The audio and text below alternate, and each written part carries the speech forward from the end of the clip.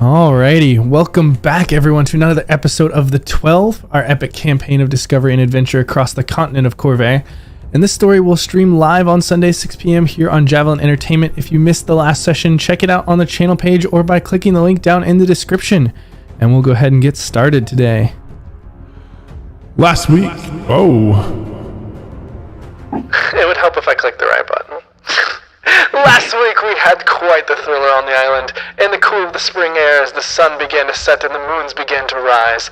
The cliffhanger that Short and Spunky had dropped on us before we came to a head.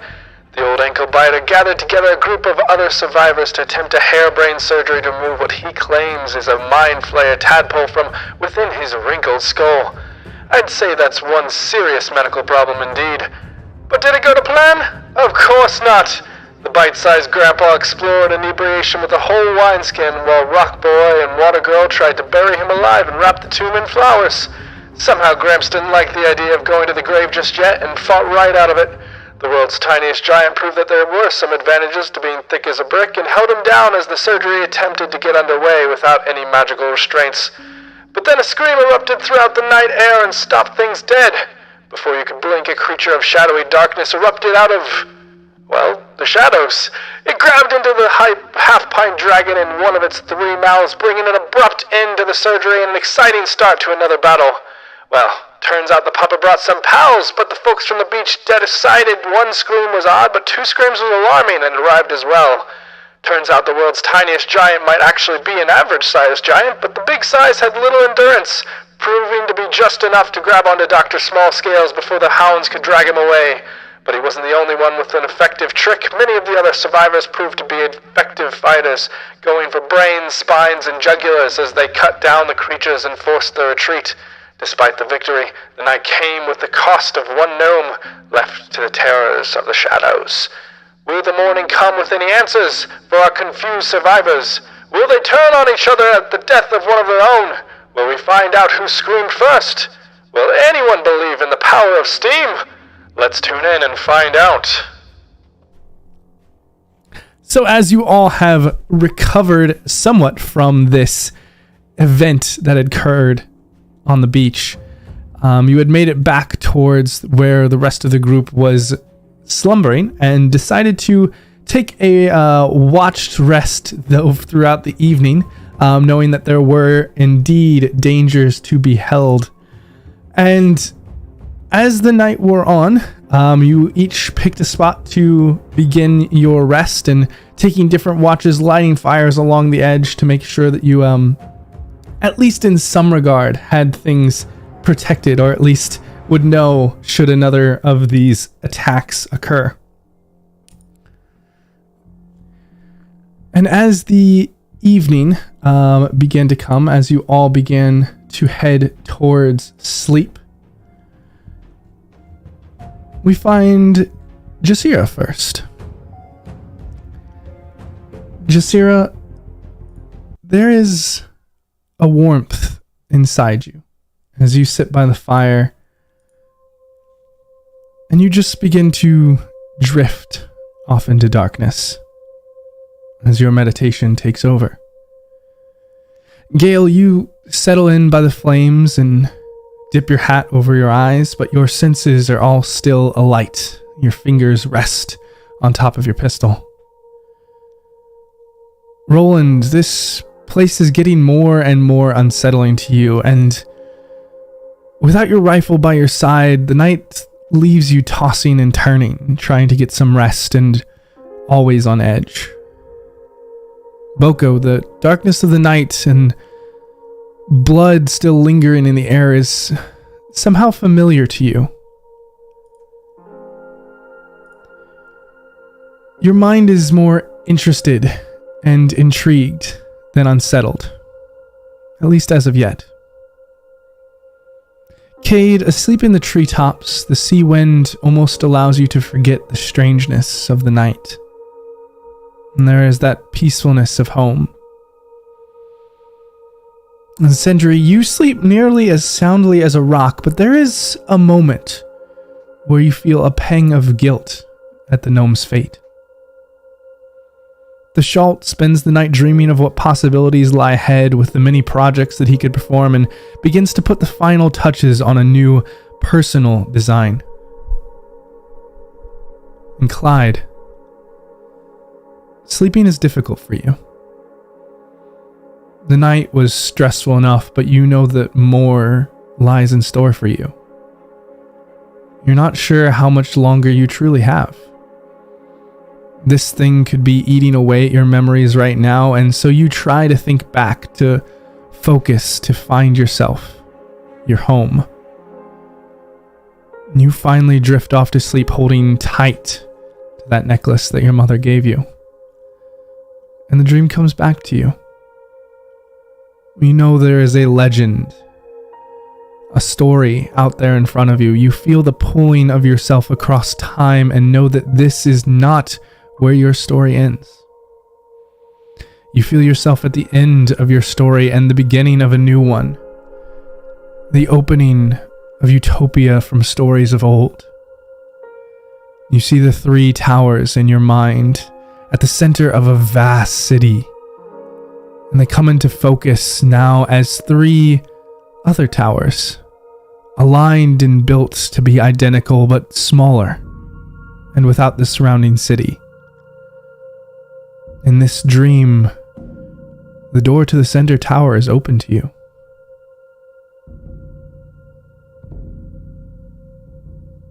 What are you doing? Clyde's gonna go towards that tower, especially if he thinks this is a dream. You look around and you see darkness on the sides. It's out of focus and fuzzy. But these towers are clear as day as they rise up the left, the right, and the tallest of all, the center. And as you pass into this center tower, you see that it's small, just a single chamber. No stairs rising up, but you can see that the ceiling extends far beyond your vision. And arrayed out in front of you is some sort of desk or table with various instruments, various buttons and levers. But you see right in the center is something that is drawing your attention. It's a small divot in the stone, a small opening. And this moment, it immediately dawns on you that it is the perfect size for the amulet around your neck.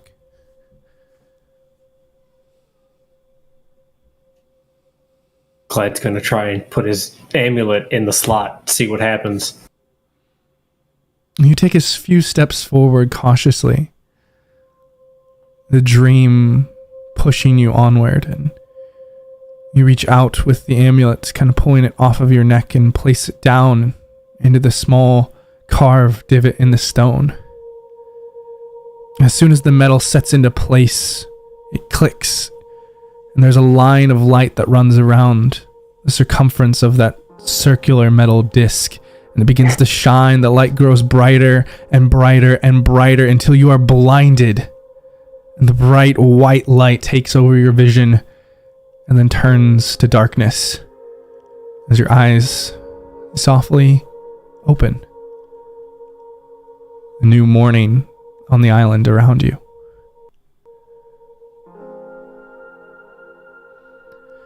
As everyone begins to wake up, the light breaking you all out of your meditative states or your semi-restful sleep.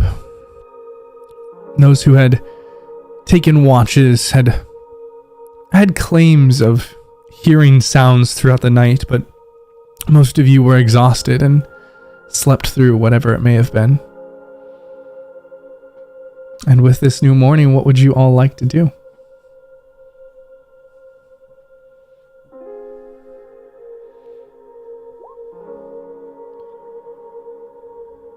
I guess Cade will find Clyde and company in the morning. You'll find Clyde outside his tent, setting up some sort of contraption that you can see. A little flustered as he didn't do it last night, just having a very deep sleep. He's trying to catch the last rays of the moonlight with what seems to be a tower with arms filled with crystals and glass mirrors. A couple things that look like even shiny scales, all directed at a central stone. And the last bits of moonlight coalesce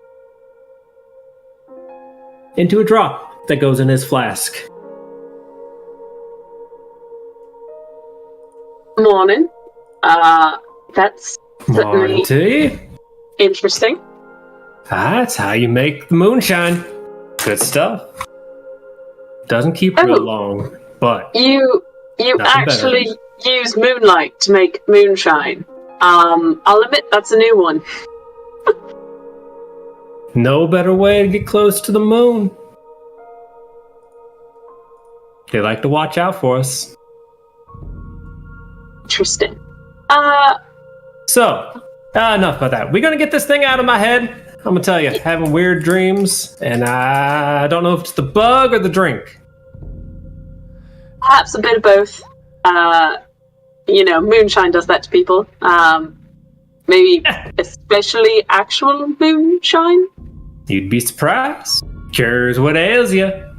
Clyde's gonna give you a grin with his broken smile, but all the teeth he's got left are pearly whites. How many does he have left? He's only missing 4. I mean, I will admit, alcohol has solved some of my problems in the past, so I won't question that one. So, still dead set on getting the thing out of your brain? Absolutely, more than ever. And then afterwards, I think a little revenge would be in order. Can't be letting things pick off party members. Right. Especially if we're going to be leaving the group behind. So, I'm going to suggest you stay a bit calmer this time. Well, is your friend going to try and drown me mentally? And Why as you didn't he guys just get are big and hold me speaking, down? as you guys are speaking about this, as you guys are beginning to raise your voices, more and more people, they've been up and they're now beginning to move over towards you. You see that Gale is already walking in your direction. You see that Octavius and Thishalt have made their way over, and even the lieutenant now kind of moving in your direction, almost crowding you at this point and looking expectantly. And you can see all of them have the same questioning look. Even the people who were there don't fully understand what exactly happened last night. I'm gonna turn around, just kind of like take a firm stance. Now look, I'm not getting all up in all of your business. I'm not asking questions. I'm not, digging into your personal life, your personal situation, your personal medical information like that. So I think it would be best if you all just back off. And if Clyde here wants to discuss his personal business, that's fine. If not, well, Right. you know what? It's none of I'm yours. gonna get up and just pat Kate on the side. Thank you for looking out for me, but it's already cost someone a life, and that was more than it was worth. Y'all, sure? I'm having a rough time, and I was hoping to get it taken care of discreetly. But a friend that got us here put something in me, and I was doing my damnedest to get it out. And unfortunately, Do it with a knife.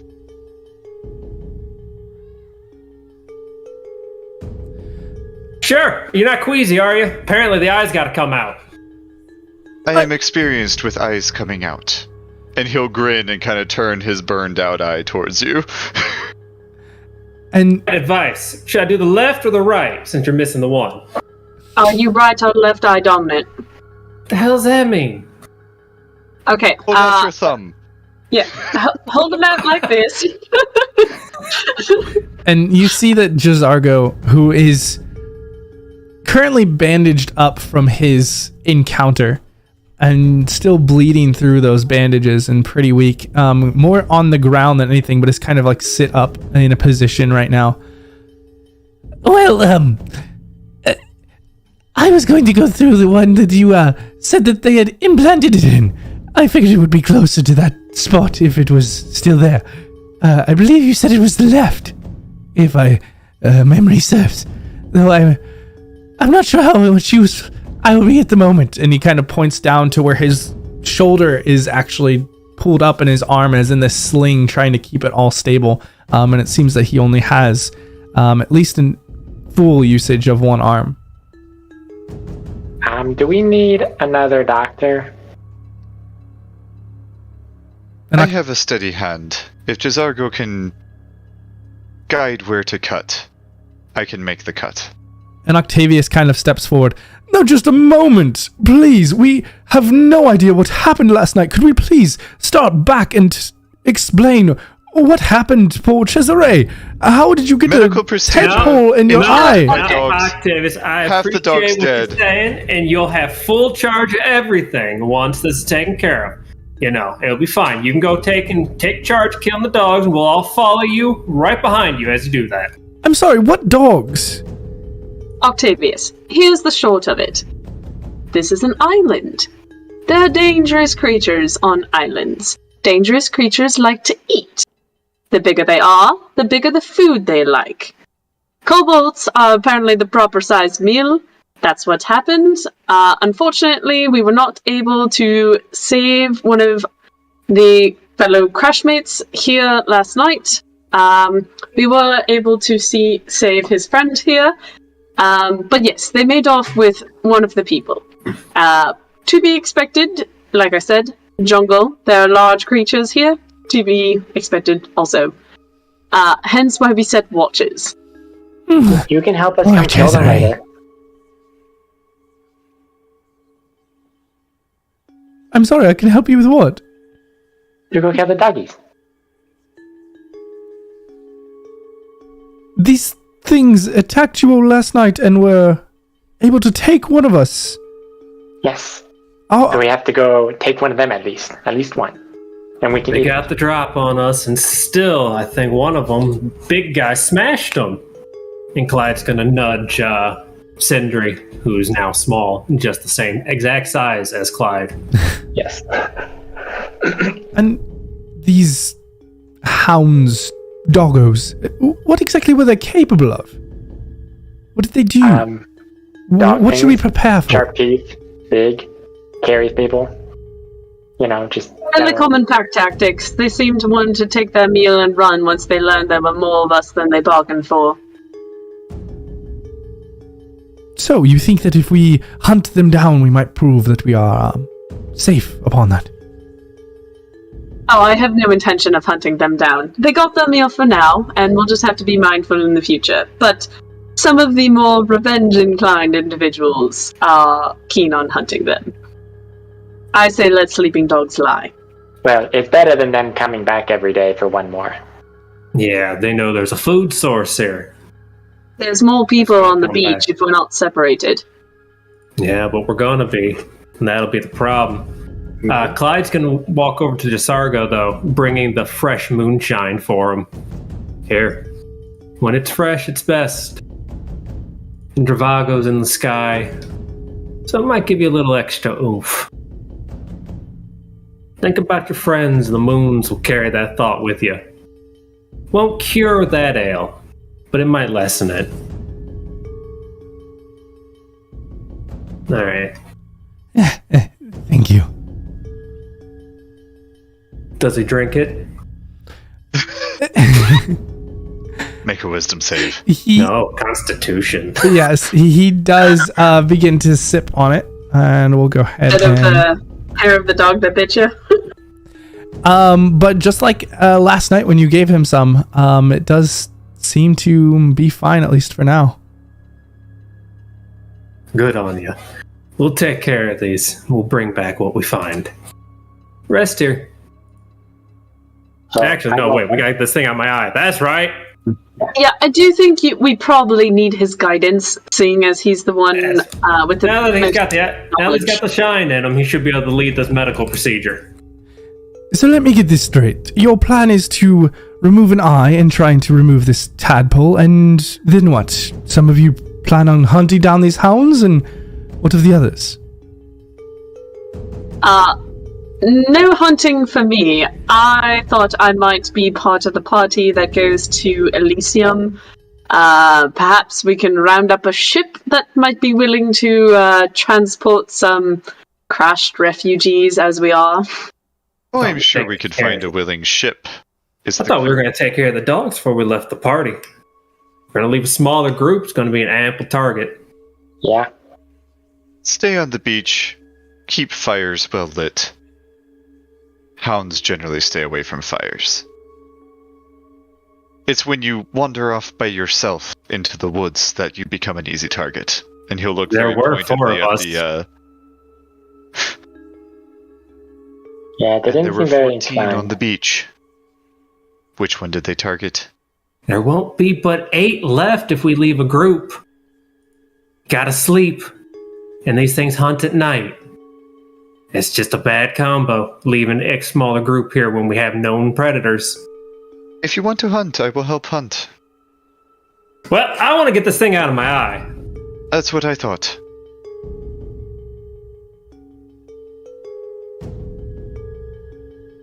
Desargo, is it? What do we need to do? Yes. Could you guide my hand? Whether it be to remove the eye or in a search for the, as you put it, tadpole. Well, I could perhaps provide some assistance. To be honest, it was a bit of a shot in the dark. These things, I have no idea how much of Clyde's brain even remains. It could... It's very dangerous, but if we leave him, he will begin to undergo the process of morphosis. Sorry, my tongue is a bit slow. Now, apparently this moonshine is hitting me harder than I expected. It's good that you were doing the surgery and not I this morning. If he is left and without it, it is extremely dangerous. And so, even though the surgery is an unprecise and untested science, it's better than the alternative. So, what is the procedure? Do we just remove the eye? Is the thing attached to the eye, or do we have to pull the eye out and then go hunting for the thing? I would expect more of the latter, from what I have read and heard. That's what I was worried about. My plan was to open the area around the eye, remove the eye, and cut the ocular nerve to allow us a path in towards the skull. Then with some light and the proper tools, we might be able to find the creature and extricate it off of the brain before it does any serious damage. So, at hearing the proper tools, Roland will kind of reach into his belt and pull out a set of tools designed for taking big hands and letting them maneuver in small places and move things around and pull things and twist things. Thieves' tools, and just say, perhaps someone else should remove the eye and I can go in with these. Less damage that way. I have a spoon. No, you get to sit down. Oh. Last time you tried to help, didn't go well. We have the surgical tools from yesterday. I do believe those are still probably the best use. Perhaps, Clyde, this time, we let Sindri put you to sleep. That's not what he was doing. Sindri, don't describe putting to sleep as let the rock smother you. People don't find that comforting. I gave him the most comforting image I could imagine. Now, not all of us are so attuned to Earth. I would find it very uncomfortable to be smothered in rock. Or being in the I'm water. gonna call. Anyone else here know how to put someone to sleep without having to knock me unconscious, like this guy? Just Roland is any looking to hands? the butt of his rifle and then puts it down when you say without knocking unconscious. Can I put the tadpole to sleep? Is that a thing? I don't know. I can restrain you, but I can't put you to sleep. I can sit on you. That might be better than what you did last restraining. time. I can be I can just like pin you down. But I can't do that or hold your head. I can do one or the other. You Alright. could sit on his chest and hold his head. Well, why don't you, do the vine thing? I won't fight it. and you hold my head, someone give me a rag, and this morning's just gonna really, really suck. Okay. Let's find a clear space then, and everyone else can step back. If I may, I actually do have the ability to put people to sleep entirely without their, without any damage. And without you requiring any sort of, battle mentally. Then what in the world are you waiting for? Well, I was just curious what you all had in mind.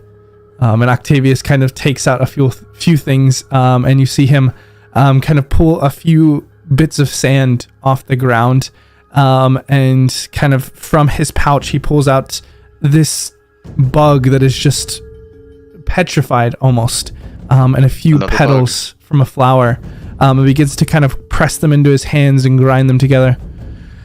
Well, You're not gonna tell me to eat that, are you? oh no, this is simply reagents for the magic. Are you ready to attempt to do it now? And he almost has an amused, excited smile. Will this keep him asleep when we start cutting? Probably not. Ooh, But- you want to take the eye out first, and then knock me out? It should allow you to undergo the surgery portion before he awakens.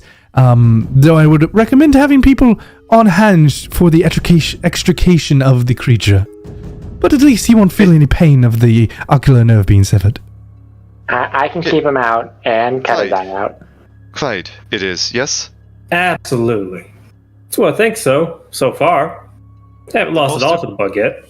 The most important thing to you that you are willing to lose an eye for is to remove the thing that makes you not who you are. Yeah, the thing that's going to turn me into one of the squid faces.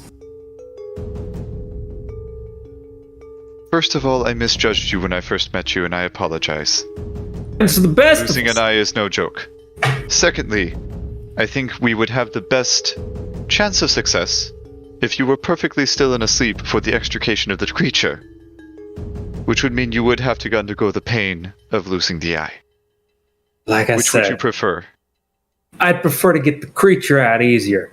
I'm willing to lose the eye. Like I said, we got a rock lad here who's going to hold my head.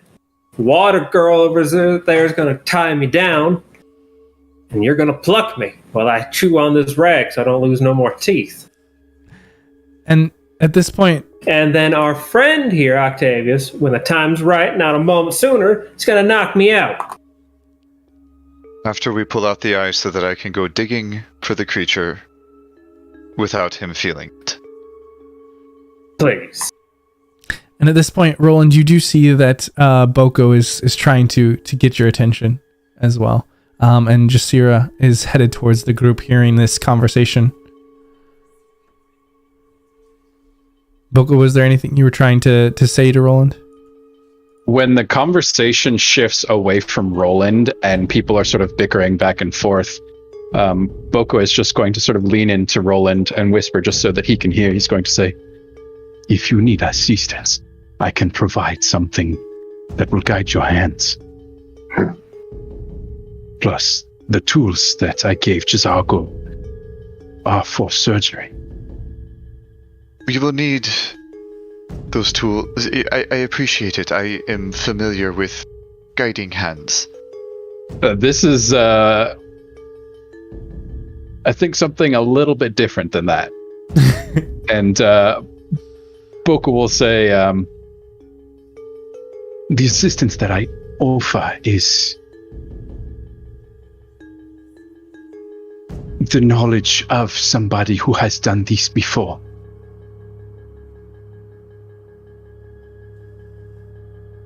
If you Is that wish." something that you would prefer to wield yourself? I think this will be a two-person procedure. Boko will say, "I do not mind lending hands to your endeavor, but this is something even different from that."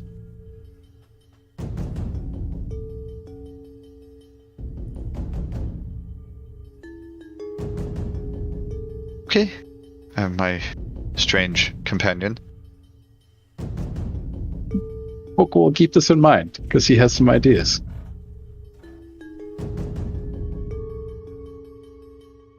I can either remove the eye or dig for the creature. I don't quite know my way around a brain. I'm usually used to just removing them from skulls forcibly. Hoping for a little more finesse. And as all this is happening, Jasir, was there anything that you had wanted to add? Yeah, so like with her mask on, she's just gonna kind of... Did you say you want someone to sleep? I might be of assistance. Yeah, so far I think the timeline is they're gonna tie me down. He's gonna pluck my eyeball out. Somebody's gonna put me to sleep. I just want to be asleep after that part. And he's gonna take the worm out.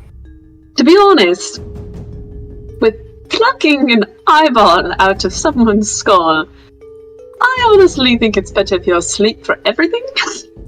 If we have 2 sources of sleep, that would be good. Can I just be asleep to the whole thing? That'd be best. I think we're figuring that out. I might be able to do that. I am But, not... Go ahead. I'm not yes. particularly magical, but I do have that one ability. It's pretty common where I'm from.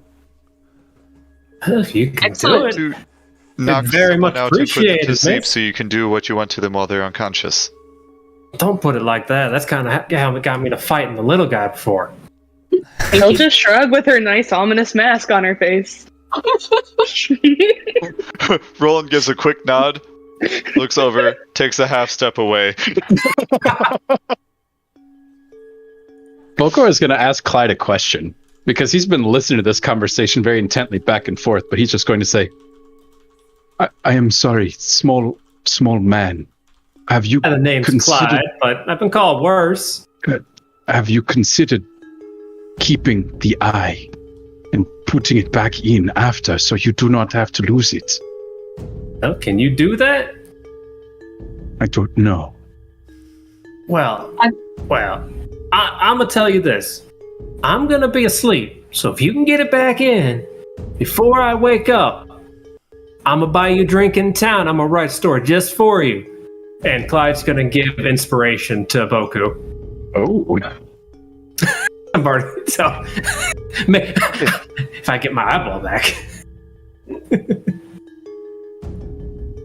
DM, with the discussion of the procedure, just for the little bit of metagaming as we're divvying up and talking as a party in advance of what skills each person is going to use, do we have an inkling as to what roll we're going to make for each portion of the procedure?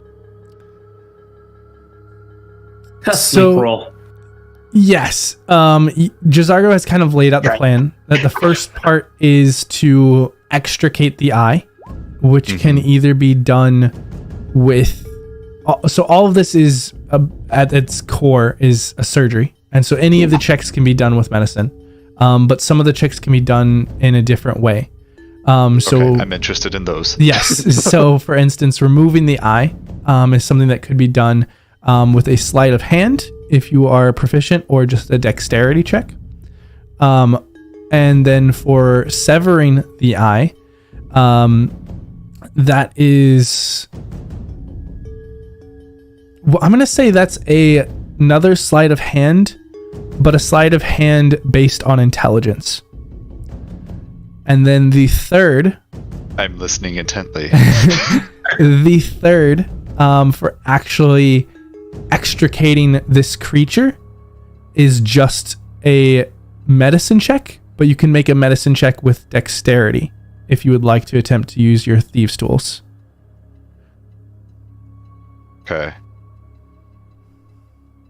I will, and in keeping with what Roland originally said, given that I will be best at severing the eye if we are going to sever it and not try to put it back in.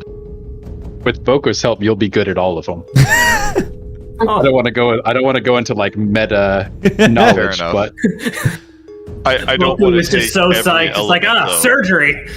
Unless everyone else wants to back off and watch me roll for Clyde's life. So let's I'm just okay with buffing you to roll. let's just recap here just a sec. Make sure we're all on the same page. Clyde, I'm thinking it's best if we just tie you up to start with, so that you're not flailing. Best. This lovely.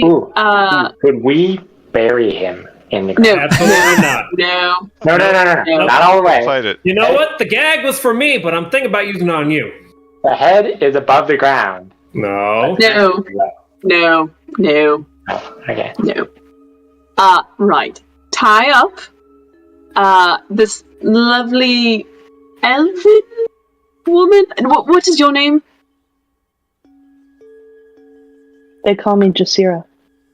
Jazira has offered to put you to sleep for the first part. And then we have Octavius here. just a little painful there. Has offered to put you to sleep for the second part should you wake up. When you wake up, actually. When you Thanks for wake that up. part, Octavius. It will just be a slight nightmare in the middle. Now, it sounds like, according to Desago here, we have kind of a couple steps next. We have to extricate the eye, maneuver the nerve out of the way or sever it, pull out parasites, and either just have the eye gone or try to put the eye back in. Is that about it? Anyone else have an extra step in there? Probably killing the tadpole. Good point. Extricate and kill. Yes. So, you could eat it as a show of dominance. Do not. Okay. no. Probably not. If you want some fish, I'll get you some fish later. Maneuver the eye. Can someone extricate the tadpole?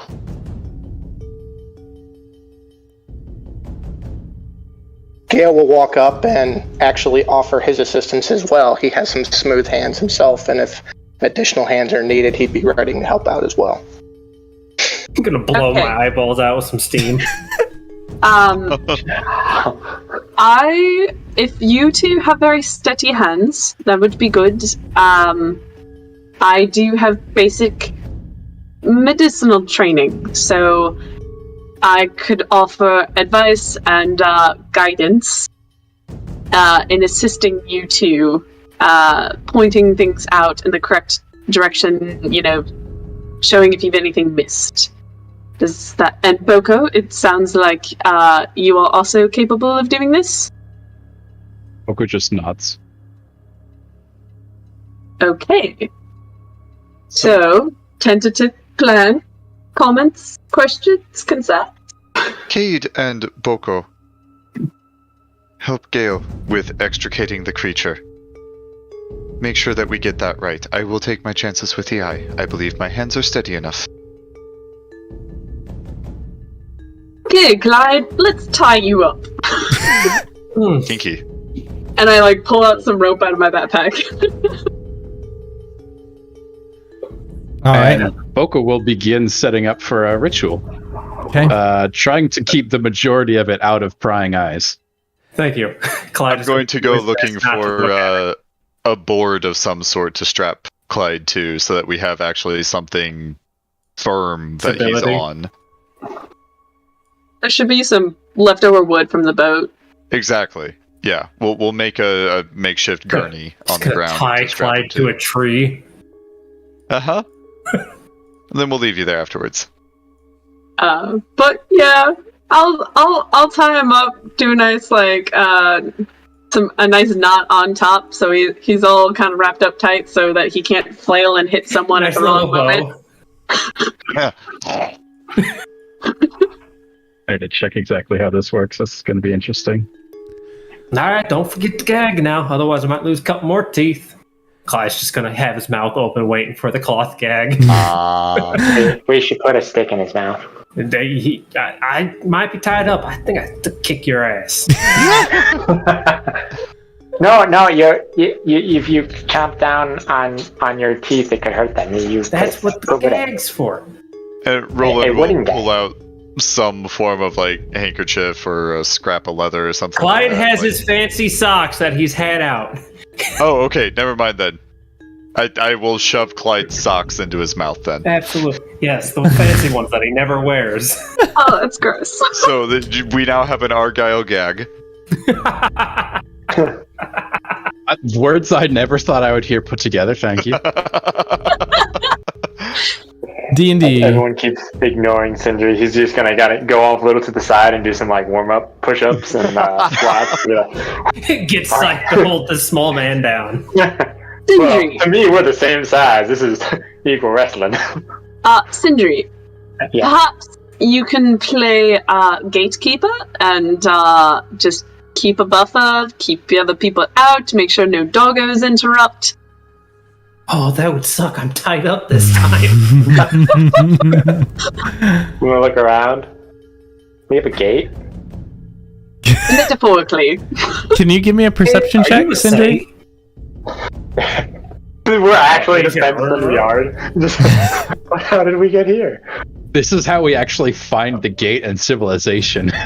We're just right It was next to check. It was just right in there. The daylight. It was just over. It was like a half mile down the road. It says Haven. It says hospital. Oh, goodness. So, Sindri, you see, as you kind of gaze over what's happening, Boko is kind of off to the side preparing this ritual. And not too far away is Jasira readying with the sleep ability. And Roland, Gale, and Cade are all gathered around preparing for the surgery. Jazargo and Octavius nearby. And you scan and you see that from nearby, you see another one of these elves with the dark in skin and the kind of yellow hood over her head, kind of nearby Jasira. And you see 3 or 4 kind of onlookers. You see one of the dwarves, Matthias. You see Thashalt. You see Garrett, actually. And then one of the nobles who have all kind of gathered and are giving you all space, but are still curious to see how this goes. And as we prepare, I believe, Boko, are you starting, or are we going to go ahead and start with Jasira's sleep spell? Right, am I holding? Yes? I don't think I'm doing anything except for assisting Gale, Okay. right? Or am I extracting the eye? I think Gale is extracting the eye. Yeah, you're Trying to extracting the put it eye. back in. Gale is pulling out the... Yeah, so I'm just assisting Gale. Okay. And so Boko will walk up, and he seems to be holding something very close together. And as he walks up to you, Gale, you see he rubs his fingers together, and there are these small purple sparks that begin to form that start a small fire within his hands. And you can see there is a whole collection of things in his hands. And it begins to smoke this like deep purple smoke. And he holds it out to you, and he says, "Breathe these." And he just holds it basically right under your face. Take these drugs. More drugs. Oh, this shit. But again, are you willing to breathe it? That's... Based on what he's seen in the past from Boko and the different magic things he's done already, he is going to tentatively, carefully lean down and inhale just a little bit, make sure it doesn't sting or anything like that. For the DM, this is the Chimera. And as Boko holds this out and you take a deep breath in, your vision immediately begins to shift and fade. And you see there are dozens or hundreds of figures standing behind Boko, just these various sort of wavering shapes. And at first you're sort of woozy from the influx of this, but Boko quickly extinguishes this as all the people vanish, and it feels like these memories come flooding into your mind of all these experiences through the eyes of so many different people. And it's your choice what memories you get to pick to guide your hand. So you get to pick a skill that you're going to use that you get advantage on for the foreseeable future. Okay. So, that being said... You also get 4 hit points if that matters. Oh, yeah, actually, that's pretty cool. And you guys did all complete a long rest. If So we anybody should hasn't all reset be anything. Fine. Yeah, so you should have all of your stamina back, and half your hit dice if you spent them on the short rest yesterday. Cries and spending all my hit dice. And Gale, for you, if you didn't catch that, it's either a dexterity-based medicine check or a typical, I believe it's wisdom, or no, intelligence-based medicine check. Wisdom. Is it wisdom? Is typical. Okay. Otherwise, Roland would be proficient. I thought medicine was the weird one that was intelligence when it was supposed to be wisdom. Medicine is wisdom it's because I'm religion is the proficient weird in one it. That's intelligence when all Okay. of the religious people are wisdom based. That's what it is. Yeah. Okay, so either wisdom or dexterity would be the one that would be applicable here. Your choice. Okay. So I've got the higher dexterity stat, so I guess let's go with that. That makes sense. Yep. All right. And then Jasira, what are you doing to put Clyde to sleep?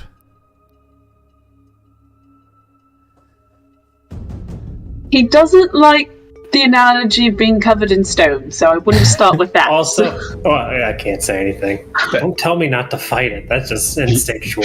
You slowly slip beneath the waves. Just hold them under the water. Just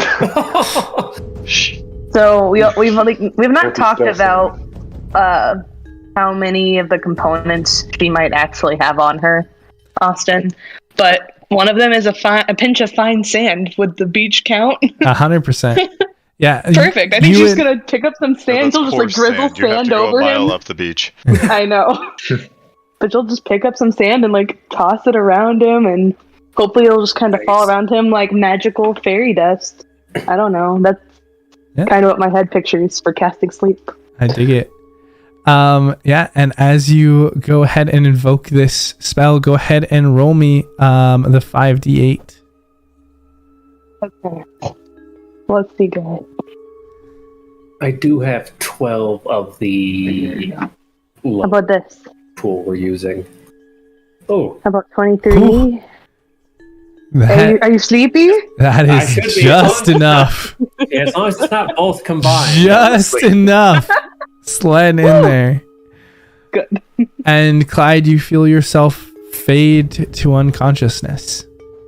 Good. Oh, this part's gonna suck. Yeah. Oh, I was just gonna say, Cade's gonna move around to the head where Roland is. Sorry, I had to look at my cheat sheet of what people's names are. Because David, you changed your name on Roll20. Oh, sorry. Let me Too fix early. that. I don't know everyone's character names yet. But Cade will go up to the head where Roland is, and she is just gonna gently touch Roland on the shoulder, and just say, "Keep your breath steady, and small, fine movements, and we'll give guidance." Okay. You may notice as you're doing that he is tracing a sigil for the same exact spell over himself. And it's like, I didn't take guidance this time, I don't think. thank you. I guess I'll just watch the perimeter since I'm not needed anymore in the second attack. So, Um, I guess I was going to do this anyway, but can I use one guidance for one of the checks and one for trying to put the eye back and or severing it? Absolutely. Okay. Cool. So Cade's gonna kind of get the head very upright, and then is going to help assist Roland by opening up the eye, opening it up wider so that he can clearly see what he's doing, and being like, "Okay, gentle scooping motions, very good for popping eyeballs out." All right. And Roland, if you want to roll me a medicine or a sleight of hand. With advantage from the insist. With advantage and the +1 from the guidance. And the D4. Okay. Advantage. I've got the guidance programmed in. Sleight of hand. Let's go. Okay. It's not bad. Not bad. Okay. So the first part, the guidance, but the first part is not the difficult part, luckily. And between you and Cade holding the eye open, you are able to pull the eye free. And as it comes out, are you attempting to sever? I will try to pull it over to the side and kind of like hold it out of the way and shift myself out of the way for Gale to go in and search. If it gets to be too difficult for Gale to find the thing with me in the way, I will sever it. Okay. But otherwise, I'm going to try to save the eye. All right. Then, Gale, if you would like to make your first, this will be a medicine based on dexterity. So are you proficient in medicine? I am not proficient in medicine, though. And Boko, the Chimera, just gives advantage? Mm-hmm. All right. So was the searching, did we say that there was a second ability that he could use? I thought there was one of two choices. Yes. No, it's one ability. Or no, you're right. Are you for this one? Or no, this is the third check because you're trying to skip the second right now. And so it's medicine, but it's based on either dexterity or wisdom. And so if you're not proficient, it's just going to be a dexterity check. And this will be with advantage from Boko, but disadvantage due to the difficulty of trying to do it with the IN. Oh no. So this is just a flat dexterity check for you. Okay. Gale, you see the long stringy thing? That's important. Try not to hit that excessively or damage it. Gotcha. I'll try and keep the eye open, but try not to hit that too much. I will do my best. Considering it is still attached to him, I like that idea. So, and you said it was just a straight dexterity roll with no advantage or disadvantage, yeah? Yep, just a straight dexterity. Okay. It's not bad. That's So terrible. you go in to reach around, and you're careful not to touch the ocular nerves attaching the eye, and you go in to search, but it is dark. You can't see anything inside. You're essentially using these tools and trying to feel your way along, and you're actually able to do a good bit. You're surprised at how, for the most part, it's easy to find your way in, but once you're there, you have no idea how where this creature that is supposedly inside is. And looking around, you begin to kind of search, and it's not so much that it's dark, it's the angle and trying to see in here, and so just using your eyes is not quite good enough, and even just the distortion that dark vision brings, it's not quite enough to give you an edge here. And so searching through, you swear that you feel something, and for a moment there is just this surge through your mind as you feel something inside you, this pulsing on your own brain. And for a moment you feel yourself transported, and at first you don't know where you are, but then you see this ship that looks familiar to you inside a nautiloid, and you are looking down at a humanoid cadaver. You reach down and are working on it, and you see that your hands are not your own but are dark and purple. You are using tools that are made out of organic crystalline material. And you reach down and extricate the brain. You remove the top portion of the skull, and you see a tadpole attached on to the bottom portion of the brain, inching its way towards the brainstem as it eats this organic material. And you know where to pull.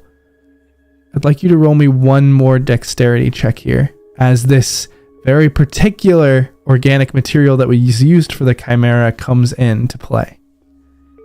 Boy. That's pretty good. That's good.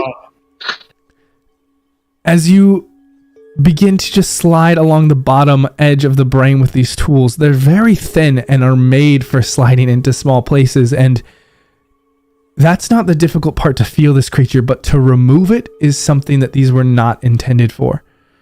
And if it wasn't for you seeing through this almost in some weird virtual reality, you're able to exactly see where this creature is positioned, even though you're not in your mind working on Clyde. You're working on a completely open cadaver, its skeleton cracked and broken open in places and in some cleanly severed. And you just reach towards the bottom of that brain and peel this tadpole off, and you see the spindling teeth that are extricated from where it was eating at the organic material. And you see where the lion where it had eaten has been replaced with this purple organic goo. And you pull the creature back in this vision.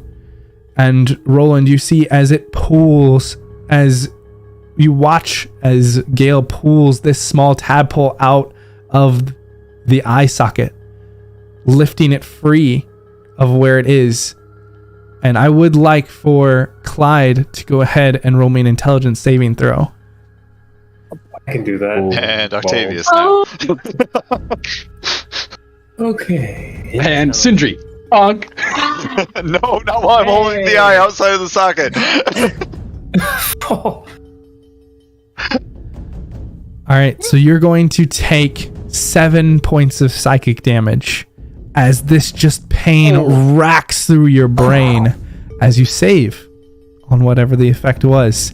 And immediately Octavius, ready to go, inserts his own sleep spell, and you jolt for a moment and begin to twist before immediately going back limp, as he also was successful in his. And thank goodness. What's important to notice that Gale and Roland here see is that the creature that you extricated is not moving, but it is not dead.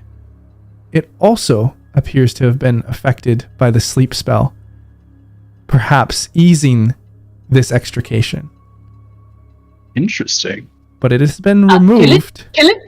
Please kill it. Sindri? Alcohol, seal, fire. Sindri's got a bug smasher. One moment. One moment. Perhaps we should try to save the eye. Jusako, a hand. Can you point me to where to... I have a little trouble seeing past my hands. To be honest, I'm not too good at... I'm no doctor, but here, try this. And he does a quick incantation with one hand, and will give you advantage on all of your dexterity checks. Oh, dexterity? Okay. I was going to go medicine based on intelligence, but okay. Hey, He's just going based on what he knows about you. But giving you enhanced ability for dexterity. Cool. Deep breath. Let it slide back naturally. Back into its cavity. Nothing's detached at this moment. And then just kind of... Kate is still keeping the eye very much like open, trying to give you the most room possible. So are we going sleight of hand back in, medicine based on dexterity, or pure dexterity? What do you... The two are identical for me. How are you trying to do this? Basically to reverse exactly how I got the eye out to put it back in. Okay. Then yeah, go ahead and do a sleight of hand. Cool. With guidance, because I cast it as well, advantage because it's dexterity, and just kind of like repeating the incantation of guidance in his head a little bit under his breath. Oh, that's a 25. Just.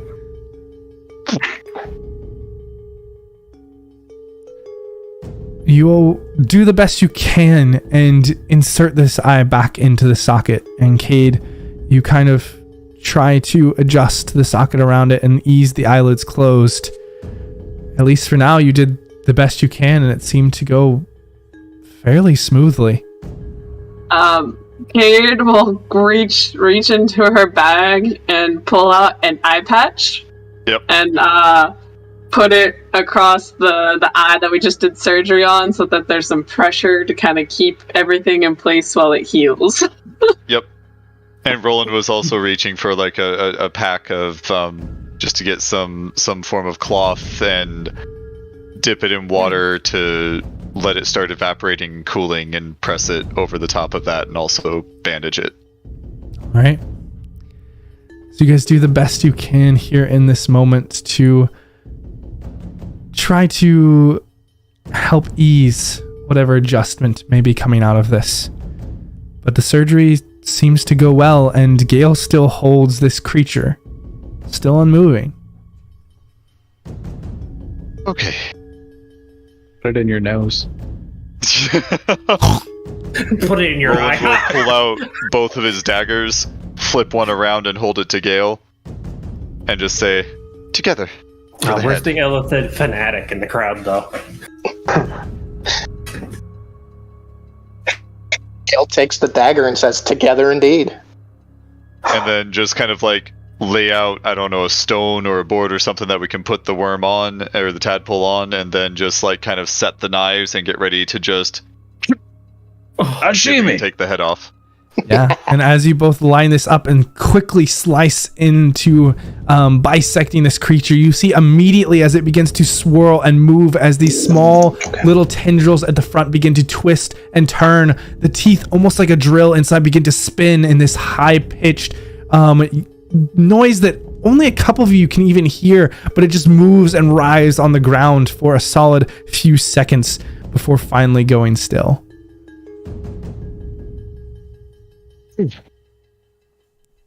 Well And done. Sindri, A steady hand indeed. watching and holding watch, you see that from the trees there is some movement. Guys, are you about done? Something's here? Sindri's Just buried about. up to his neck in the sand. I'm in my Sindri, happy place. you see as this woman approaches. She is humanoid and seems to have skin of this bright, vibrant orange green and long, pointed ears. Hair pulled back into these tight braids that are wrapped around this bright red hair, and this face and body that is speckled with these black dots.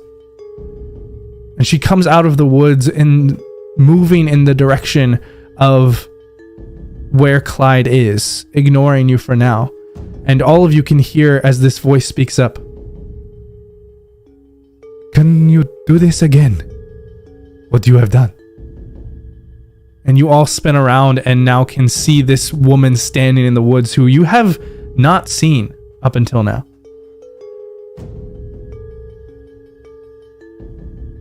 Who are you? Oh, and your skin is really cool. I like the yellow. Very nice. She gives you an even look, Sindri, but turns in response. Sabine, and points to herself. Sindri.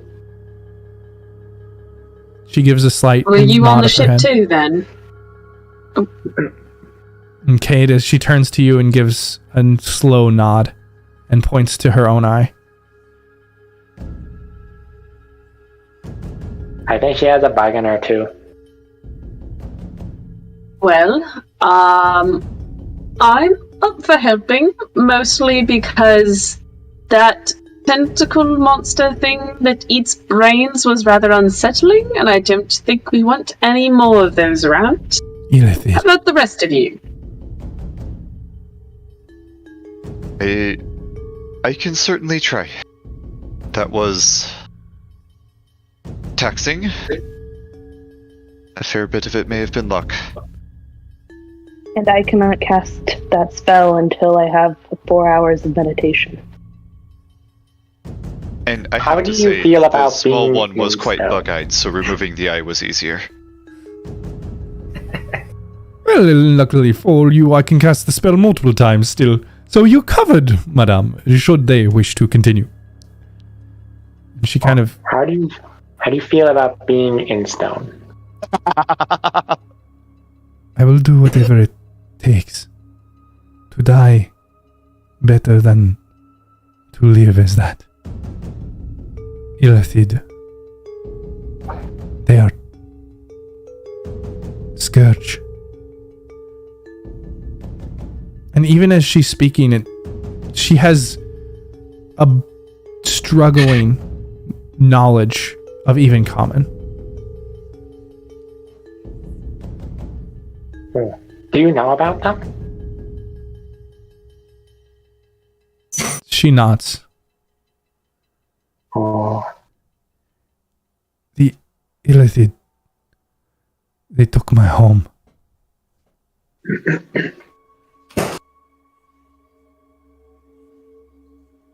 Well, let's see if we can prevent you from turning into one of them. We make no promises about the eye. That went about as well as it could have. But we will try our best. I see your words.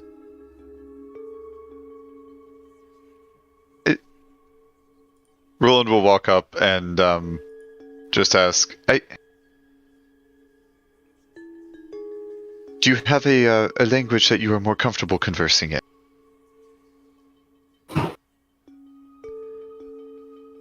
She smiles at you for a moment, Roland, kind of thinking.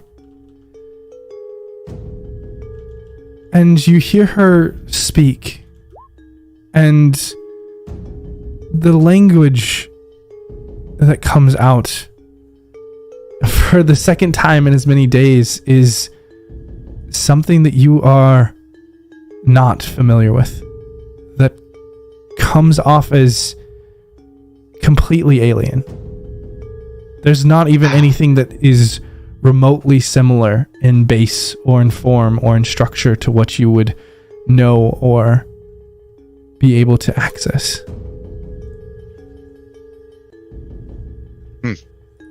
I know many languages, but not that one apparently. I thought I could help.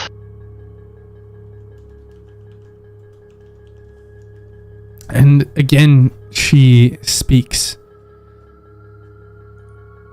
Again, this language that is unfamiliar.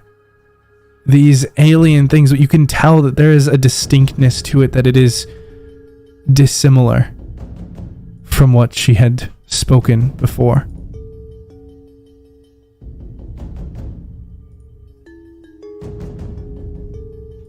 And seeing that you once again do not seem to comprehend, that you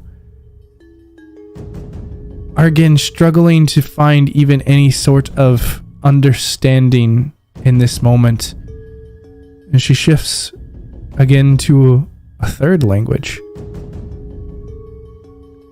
And Okay, cool.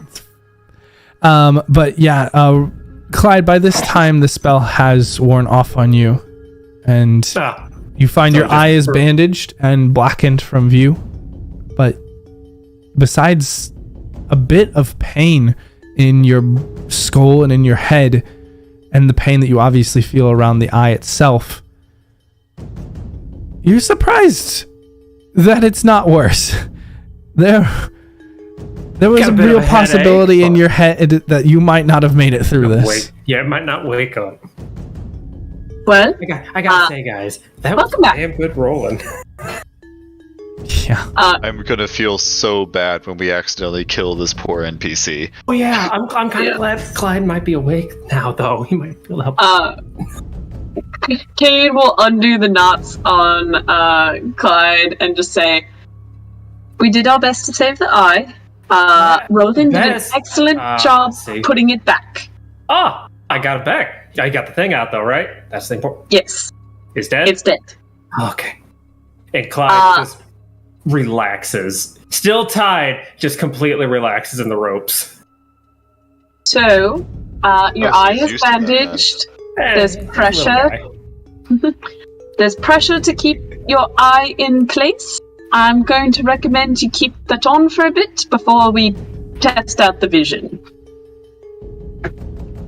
Okay. Quick question though. Yes. Since you knocked me out, who's the new person? Really? She came out of your eye. What?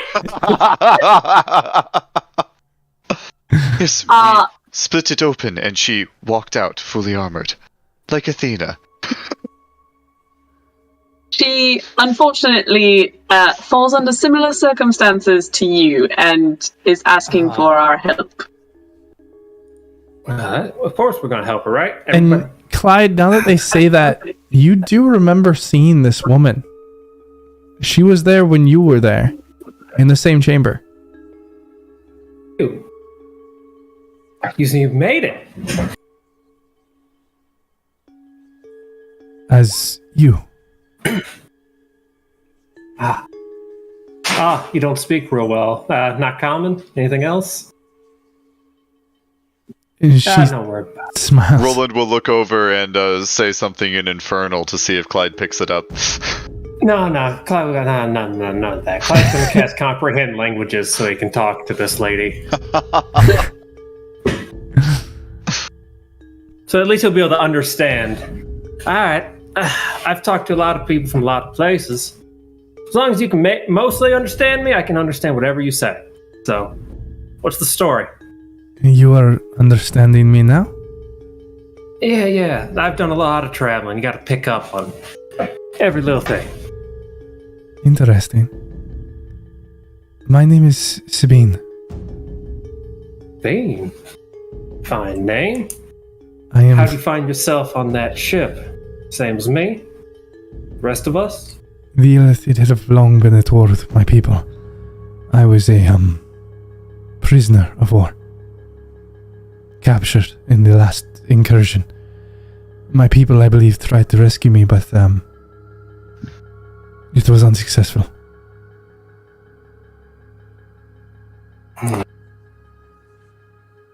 And now you got one of those things in you. Well, hopefully not for long, if you are able to help. Yeah, they seem to be able to work like a dream. I can even see. Though, they say keep this on so I don't pop out. Even if I have to sacrifice my eye, or should it be required my life, it is better. You don't want to be one of those things. She nods. I understand that. We'll do what we can. But, while they're preparing, you want to tell me a little bit more about yourself? Just in case the worst should come to pass. So a little bit about yourself and be remembered. Roll me a persuasion check, Clyde. Alright. Boko has a question for her as well. Because this is very interesting. And keep in mind, Boko, that you can't understand what she's saying, at least at the moment. And Sabine looks should speak Infernal, right? No, she's not speaking in Infernal. Language. Yeah, she's speaking not? in a different language at the moment because Clyde can understand any. So she switched out of Infernal after the conversation with Roland. So it could be a more... Yes, she seems fluent in Infernal, but did not seem comfortable speaking in that language. But when she's speaking now to Clyde, again, it's a completely alien language to any of you all. Understood. But now Clyde Boko does know that Roland speaks Infernal. Yeah, sketchy. And Clyde does seem to be able to comprehend it, but is speaking back to her in common. Lots of hand motions and trying to get understanding of intent. He's used to people not understanding exactly what he's saying. So you're getting like half of the conversation from his perspective. Oh, Zad. And Sabine looks at you, Clyde. For now, I would like to keep myself to myself. But if this goes well, perhaps we can talk later. Like that. But I think the rest of this is going to be rough. I'm going to wish you the best and do what we can. But... David, I could not take you seriously there. I just looked up and saw you doing a pose. Yeah, just me is all I saw, and I just lost it. Okay. But yeah, she seems prepared, and as she goes to begin this, again, as the rope is taken off of Clyde and put onto her as she is put into place, Octavius begins to cast this spell, and you watch as it's not her that falls unconscious, but Clyde drops down to the sand, and Jasira drops down to the sand, and Octavius is like, "Oh, I forgot about that touch. Well, I suppose it was a bit of luck on Clyde's part the first time. Well, we can either try again and have everyone spread out, or he kind of looks down to to the woman, and she looks up, and to Roland in Infernal just speaks out, "Do it."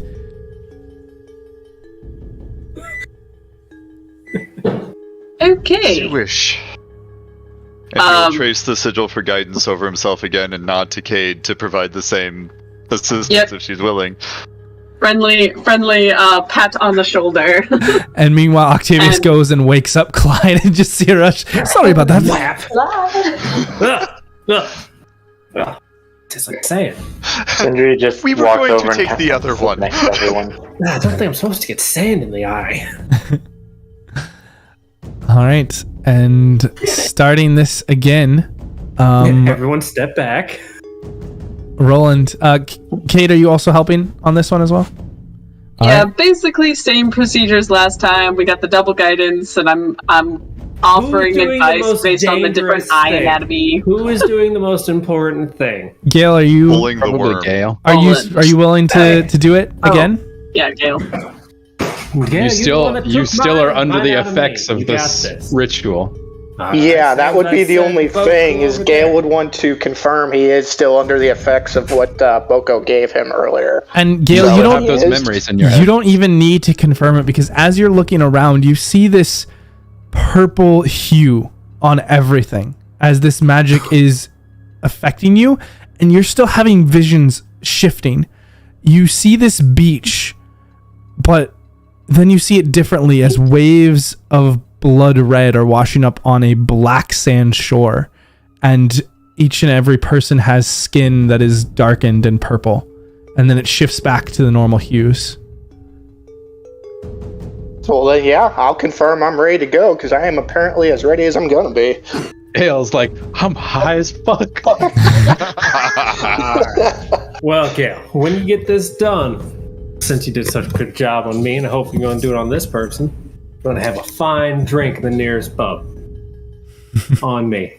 And you're definitely getting another inspiration, so you can have, I think, the D6 at this point. Gale smiles big at the idea of a drink and continues on with twice the resolve. Hell yeah. So, on one that you really need, put a D6 down. All right. Then first up, advantage with guidance, Roland. Sleight of hand to pop the eye. Yep.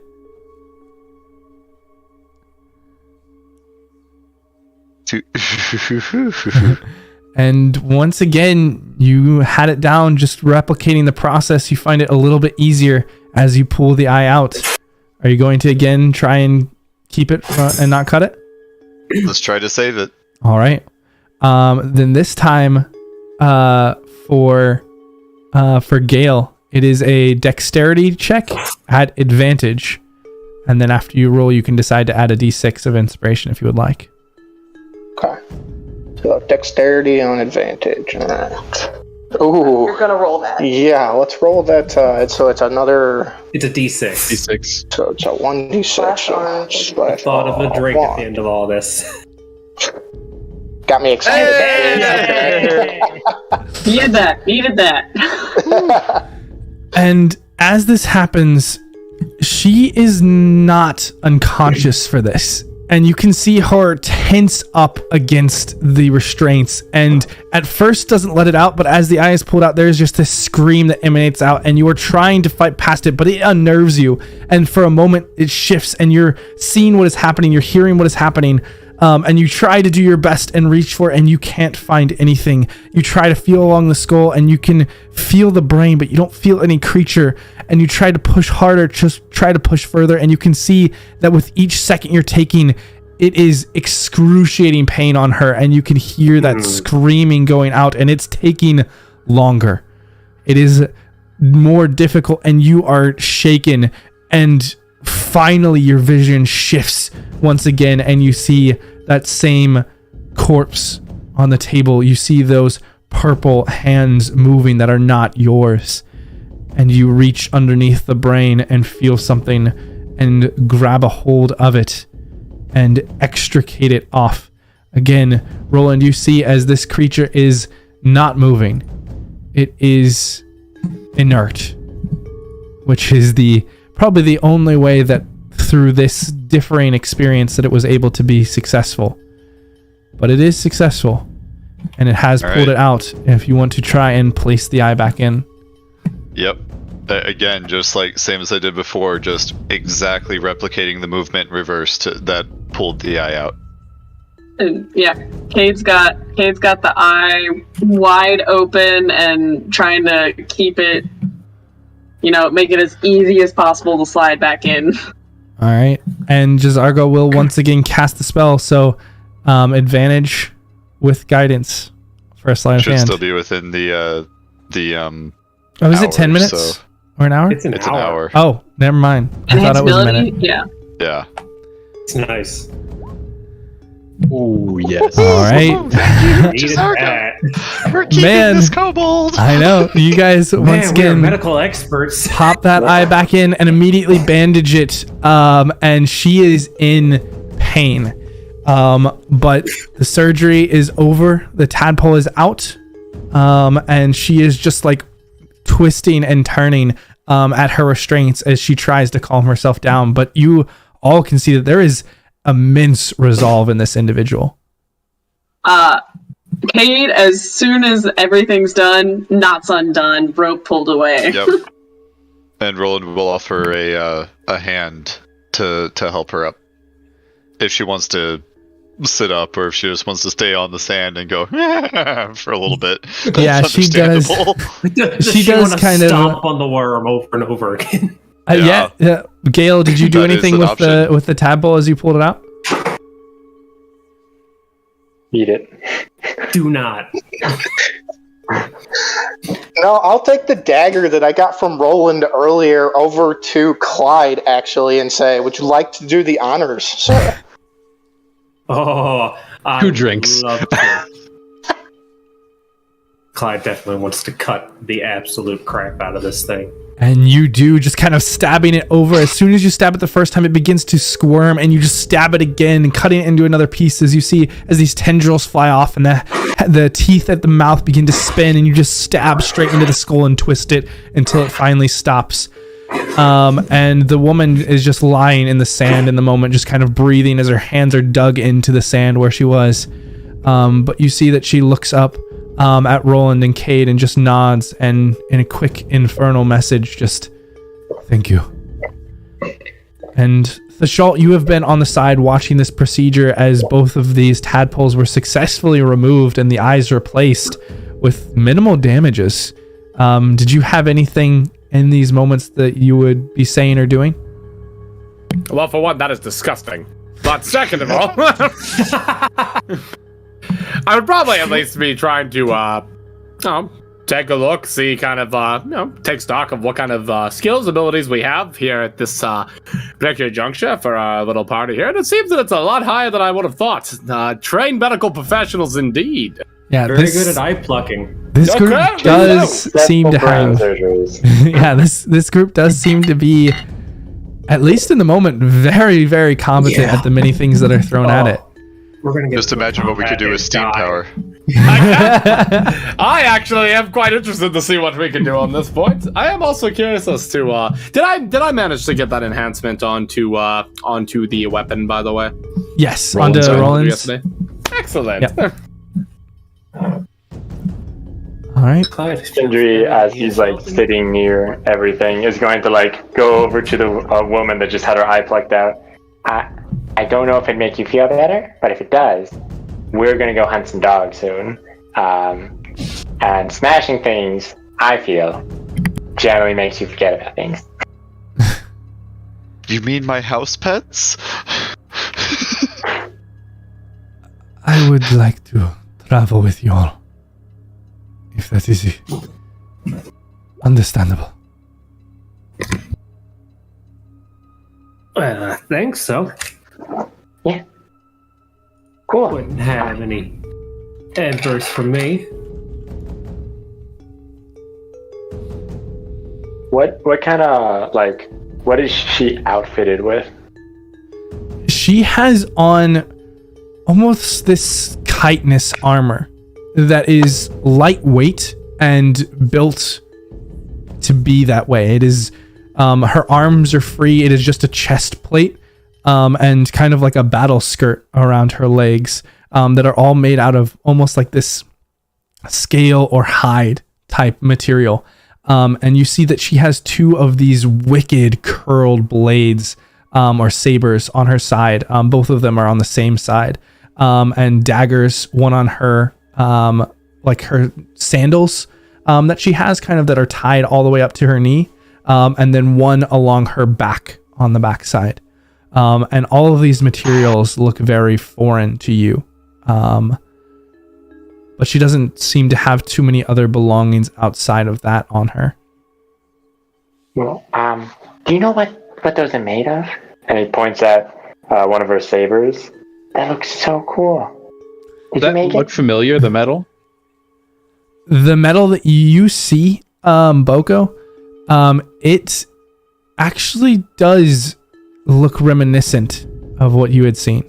It is that same dark steel type or dark gray type metal with those shoots of blue through it, almost like veins. And Sindri, as you come up and ask, she kind of holds a hand up to you as she's just breathing on the sand. Oh, I'm Speak sorry. later. Yes, yes. After we go kill things. Walker's gonna squat down next to her. He's not gonna say anything. He's just simply gonna squat down and he's gonna hold out that same leather flask towards her, but use it also as an opportunity to take a really close look at these metal sabers and just make 100% sure. But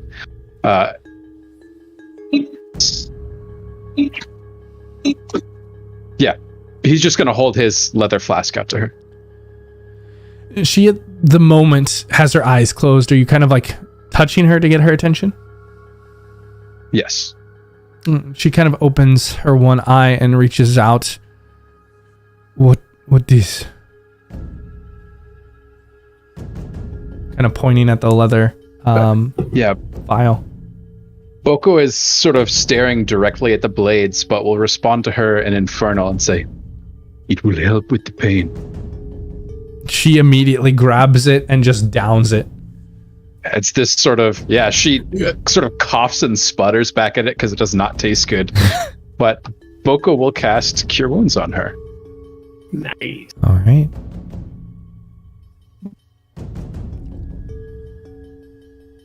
And for the moment, she does seem to be stable. And Octavius now once again gets your attention. Just, well, now that those are out of the way, on to the next. Are we to be hunting or looking for Elysium? A bit of both? Are we splitting up here? What is the plan? And he kind of pointedly looks over at Cade. What do you plan to be doing, Cade?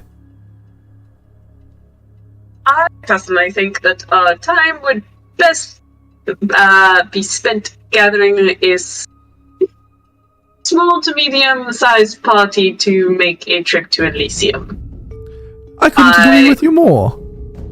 In fact, It's gonna look Octavius up and down, and then the noble that she sees in the background, and just kind of just says, I don't think some of you are meant to be outdoors for extended periods of time. You know what, I had been thinking a similar thing. I have no desire to go traipsing through the jungle.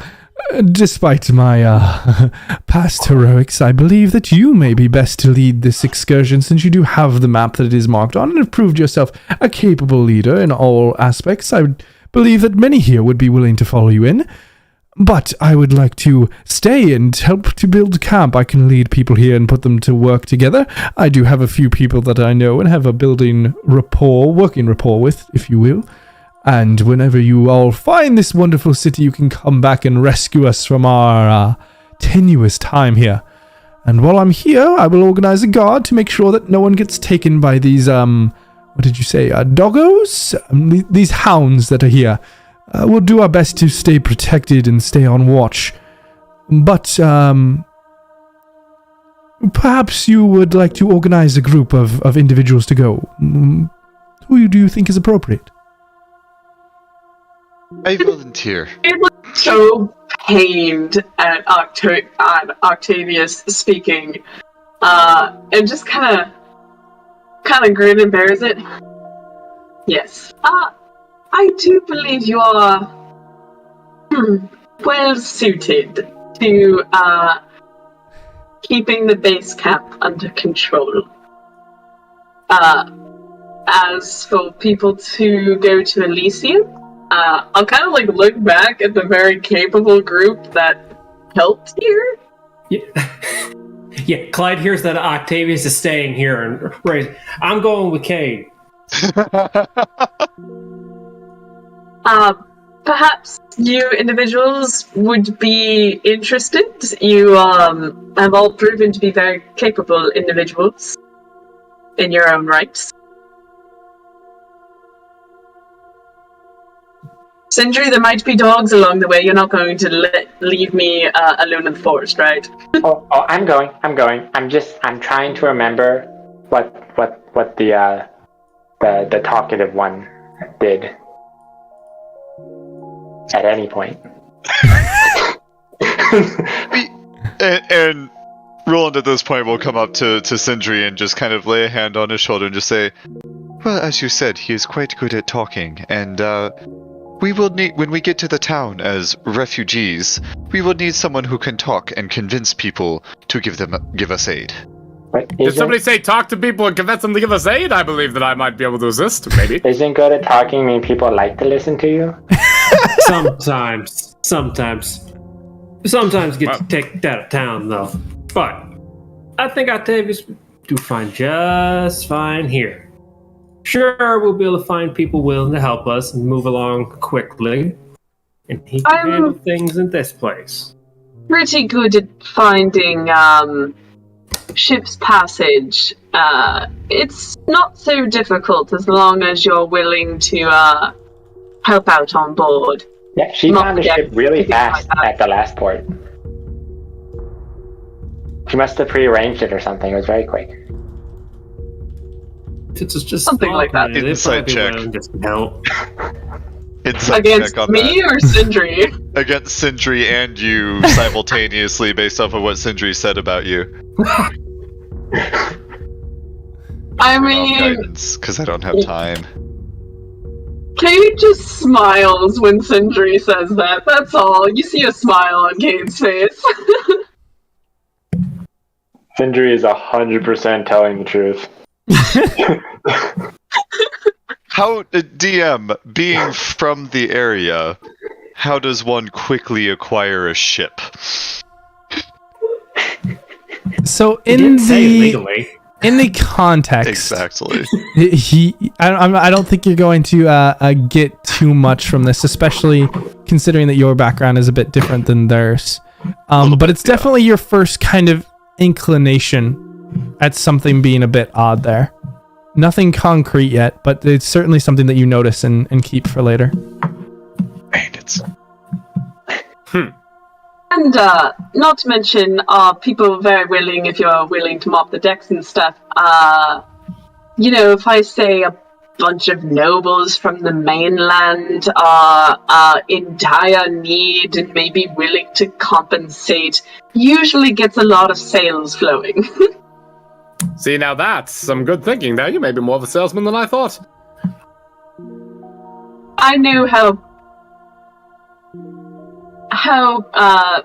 sailors work. Ha! And I know how sales work, and by our powers combined, I think we've got all our bases covered. So, then you all were taking, it seems, Roland, Clyde, Cade, Sindri, the Schult, anyone else? And the woman on the ground kind of raises up kind of a hand. Sabine, you don't want to stay. Go with you all. Fine by me. Welcome, more than welcome. Ah, well. Besides, you have a story to share with me. Jazeera, are you willing to travel? You're quite good with your fists. Indeed. And Tove will come as well. We don't really mesh with our kind. Yeah, they seem a bit, intense. Let's go with intense. We would like to get out of intense. here as quick as possible. Sindri raises his hand. Yes, Sindri. What is your kind? We What are, is you ask our that? kind? we are elves. Have you You're never elves? seen That's an the elf? simplest way to put it. We are not. We're not from around here. Yes. Don't elves normally have very dark skin? Well, I think that's Think a bit about the rude. drow. It's a bit rude to insinuate, don't you think? There's elves of all kinds, I'm sure, about here. The drow, for example, have very pale skin. They're different. I'm We sure are there's not other slightly less dark examples, but yes, exactly. Don't take offense. Sindri's lived under the earth his entire life, mostly just giants and dwarves, from the sound of it. Ah, now dwarves are lovely folk, and I gotta admit, actually living under a rock actually gives you an excuse. We are. Believe me, I feel like I've It was also not a lived rock. under a rock It compared was to all a lot of of you. rocks. I'm sorry, several rocks. Yes. We are elves who have been blessed by the stars. Our world is of night, and the stars have come to bless us, giving us our hair that shines like starlight, and our eyes that can see through the darkness. Oh, Kate perks up on that note. Like, Quite polite way to put it, but yes. So are you like moonberries? Moon fairies? We're gonna get you out. And Sindri, you see this woman that you speak to, both her and Jasir have these masks that cover their face, and they have very pale skin underneath that is almost like a gray. But you can't see their eyes really at all. It's all obfuscated through the different masks that are on, and Tove has this yellow hood that is pulled around her, and it's almost disconcerting to have that break. There is this thing that seems to just be odd to you. You've never not been able to see someone's facial expression, and you get a bit in her mouth at what she's doing, but for the most part, you suddenly realize how much is conveyed through eyes, and both of these individuals don't have anything that they are conveying with their eyes. Oh yeah. Why the masks? We Is it 'cause it's cannot bright? see very well You- with the bright sunlight. As she said, we're used to the darkness. Understandable. It is very, very bright outside. I agree. I have not Think been a of big this fan of as like sunglasses, I think they're called. They have glasses that emit sunlight? That sounds awful. Not quite. There's actually quite The opposite, I believe. quite a bit of matter of fashion, actually. A few different ones in style, though I gotta admit, I don't think I've ever seen these around the marketplaces. And Usually reserved for more of the fancy folk. the Schult, looking around, and you kind of, as you say this, you do glance back at the other elves, not being able to help yourself but look, and there is just a wide variety of elves. You see one who has a bright orange-red headdress that covers their face. You see another who has almost priest-like garb, this blackened hood and this golden visor that covers theirs. There is another that has a wide array of flowering filigree across a bronze mask. Still more that have feathers or leaves, wings or moons. Some that have masks that cover their whole face, some that have masks that cover their whole head of all different metals and colors. But only these two are away from the rest of the group. And have I seen any of these kinds of fashions in the marketplaces before, or perhaps around the academy?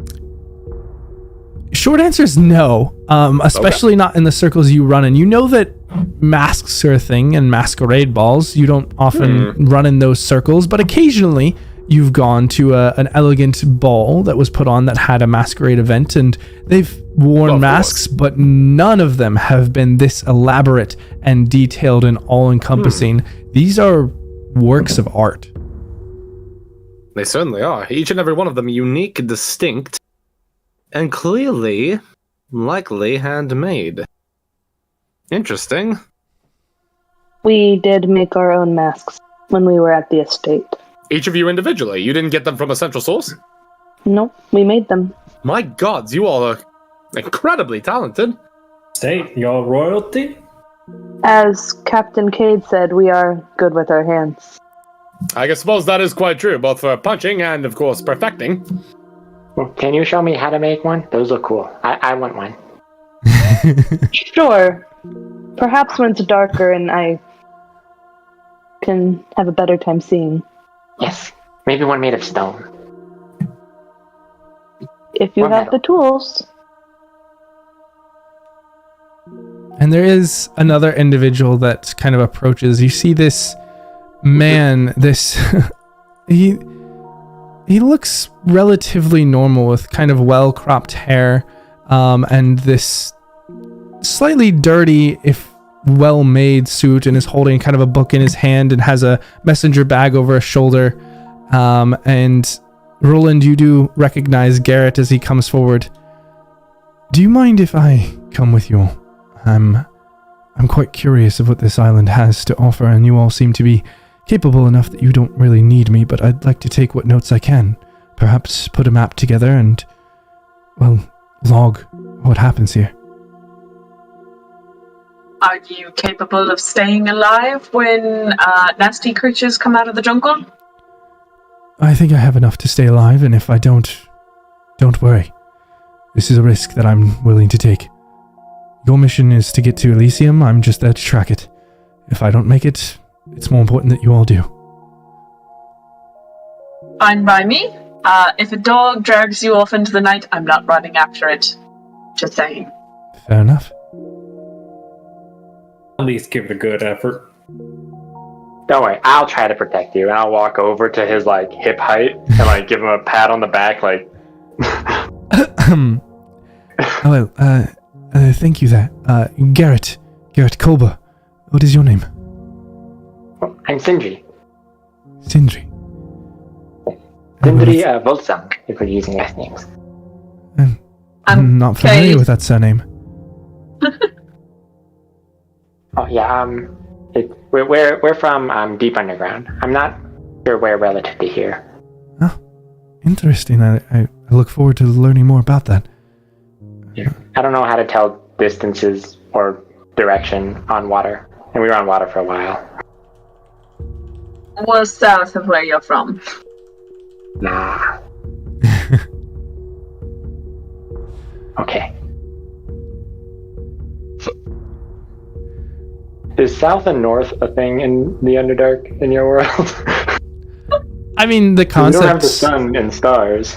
Yeah, the concepts are there because, again,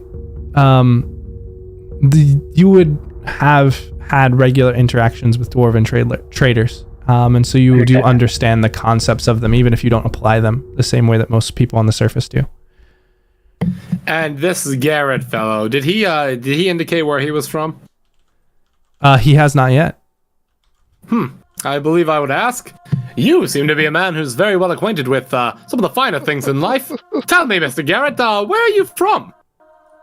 I'm from Karnath, myself, actually. Oh, really? Yes, though my family is originally from elsewhere.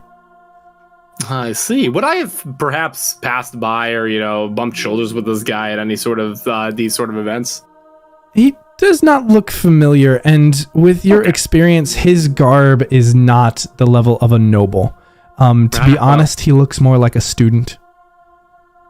Oh, I see. So not even, All right. I think I'll inquire a little further. Well, I was just curious. I happen to, of course, work in the markets, and then, of course, a brief, decade-long stint at the academy. So I was wondering if perhaps we'd run into each other at some point. Threshold Craze there. It's good to meet you, the Schultz, Garrett Colber. I can't say I've ever run into you, though I don't spend much time at... I assume most people who talk about the Academy, you're talking about Reckonmark, yes? Ah, yes, indeed. That's where I've actually been spending a lot of my research. I passed through Reckonmark on my way into Karnath from Ondare, but most of my time has been in Karlakton. I'm actually working as a scribe at the moment. I see. Well, hopefully that job is going well for you, and it's quite a shame that we haven't run into each other before. You seem like a kind fellow to get a drink with. I hope that we can all get a drink after this and share stories. You all seem to have quite a few to tell. Oh, certainly indeed. Well, how soon are we heading off? Should we grab any food or anything to take with us? Sorry, I'm not exactly sure how these things work. If you all don't mind giving me an hour to catch my breath at that whole ordeal. Yes, an hour for the patients, and I know that Sindri wanted to go hunting for a bit. Perhaps we hunt for an hour? Those who wish to blow off a little steam? I will gather up some traveling supplies and make sure our patients here are good to go. It's funny you mentioned that. In a quite literal sense, yes, I actually have to go test this right arm, make sure the delay isn't going off again. The pun was unintentional. Well, the pun was very much not lost on me, my friend. Plus, I have to make sure that your gun's working properly. Ah, yes, I appreciate the upgrade. Indeed. A little bit of Have you spoken with Gale? He has an even more steady hand than I. Oh, really? You'll give him a nod of respect after the surgery that they just did together. Ah. Gale kind of snaps to attention a little bit in his altered state. He had been just gazing around at all the different landscapes and taking in just the altered state he is in. And yeah, and how long does it last? He's Boko? Until I make another one. Or he loses the 4 hit points. So he's just high as balls until Boko decides he isn't. That's Wait, amazing. What happened? I must have missed what happened, okay. There's been some drugs, some enhancements. Boko has yes. introduced Gale to illicit substances. Permanent illicit substance, apparently. My you got high God! the first time and it'll never end. My God, he seems are you? It just leads into you. Are you sure? I mean, I'm willing to believe you, but a steadier hand. Right? Are you sure? After seeing him operate underneath an eye that I'd pulled out and pull out something that embedded at the base of a brain, yes, I'm quite sure. You should definitely speak with him about his weapons as well. Well, I suppose whatever you say. Well, Roland, I'll be following you in just a moment after I speak with this. I just look at him and see a little bit out of it. Steady-handed gentleman. All right. Gale squints his eyes, extends his hand, and it is still as a rock. Well. It's a bad edible, but not that bad. And in that case, oh, go ahead. Even though it's disorienting, the shifting of the landscape that is happening, and you do in some ways visually feel a high, and in your mind feel a shifting almost within your mind, within your brain. Physically, you feel fine. You don't feel any of the side effects that would normally come with drugs or even inebriation. It's just this strange metaphysical change and visual change that is happening to you as you are still getting used to this. And as it gets further and further away from this intensity that was the surgery, the shifts are happening less frequent, and more often it's of the natural hues before it'll slowly shift into purple and slowly shift back out. And it's getting more and more, it's getting easier to deal with.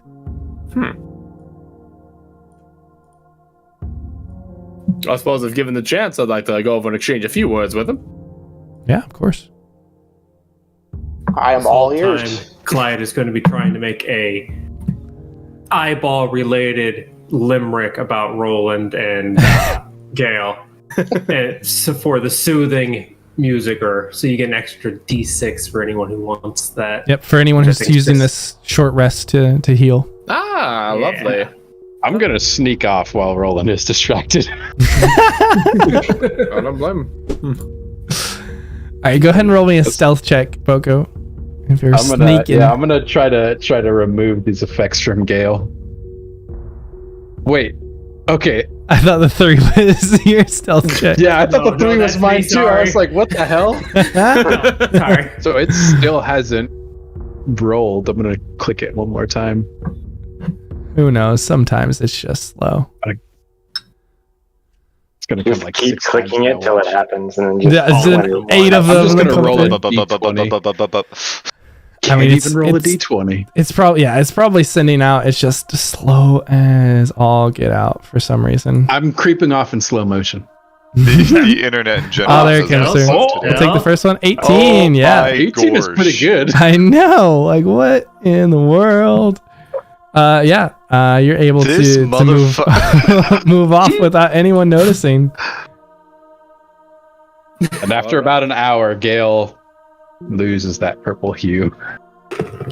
Yeah. Again, Gale, these times get more and more infrequent, and eventually it's a while afterwards before you realize that it hasn't come back, but it's gone.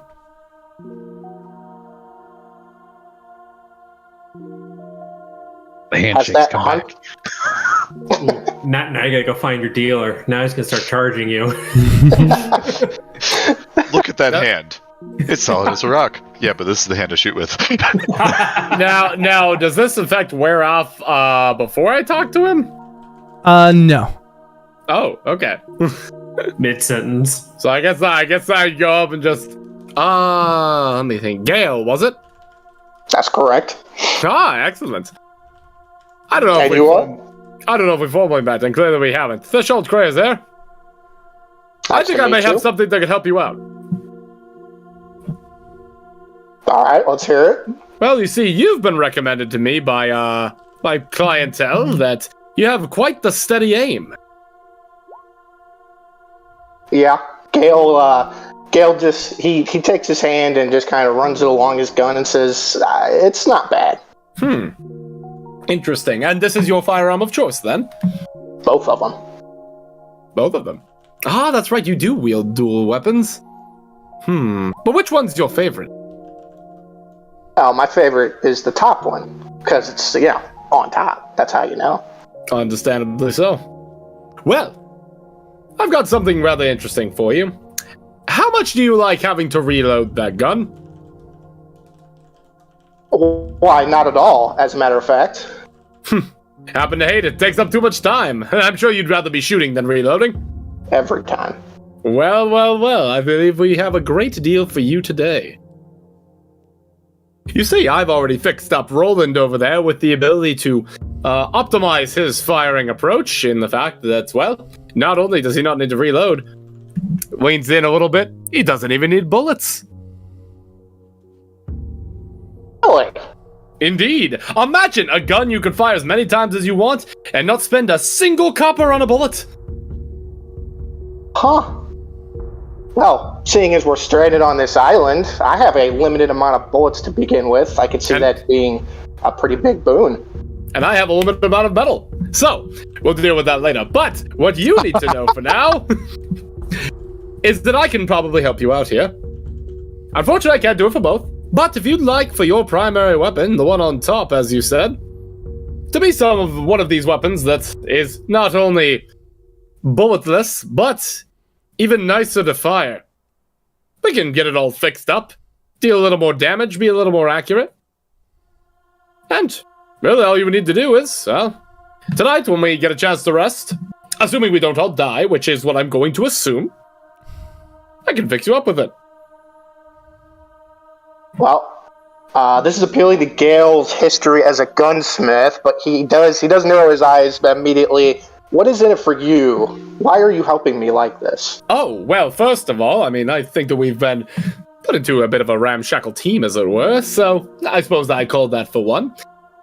And I suppose there is a little bit in it for me. Now, of course, I'm not expecting any sort of money or payment. As you said, bullets don't come cheap, and if I were to charge you a fortune for trying to get you the ability to not have to buy bullets, well, where did your money go? It went to me instead of the bullets manufacturer.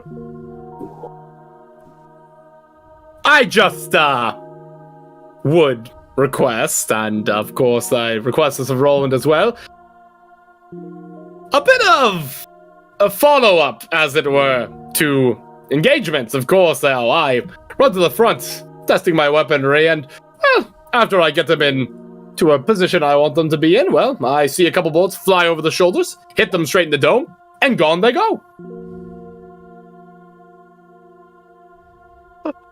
Gale is going to probably accept that, actually. But he will request again. You are appealing to his gunsmith history. He would like to actually see what it is that you do. He would request to actually watch when you work on his guns, just so he can observe and learn as much as he can. Excellent. I'm glad to hear that we have another firearm enthusiast here. Luckily, I got to spend that similar time with Roland yesterday, and I will obviously spend it with you tonight. We will talk all kinds of things about, different things you enjoy, and of course, the firearm here. Steam power. That's going to be the future, I assure you. Gale, he's not familiar with steam power quite yet, but he says, well, we have a deal, my friend. It's quite good. Oh, that's right. In addition to being a bit of a defensive mercenary, there is one possible thing that I might have you two keep an eye out for. What's that? I may, down the line... The fine print. Yes. I may, down the line, have,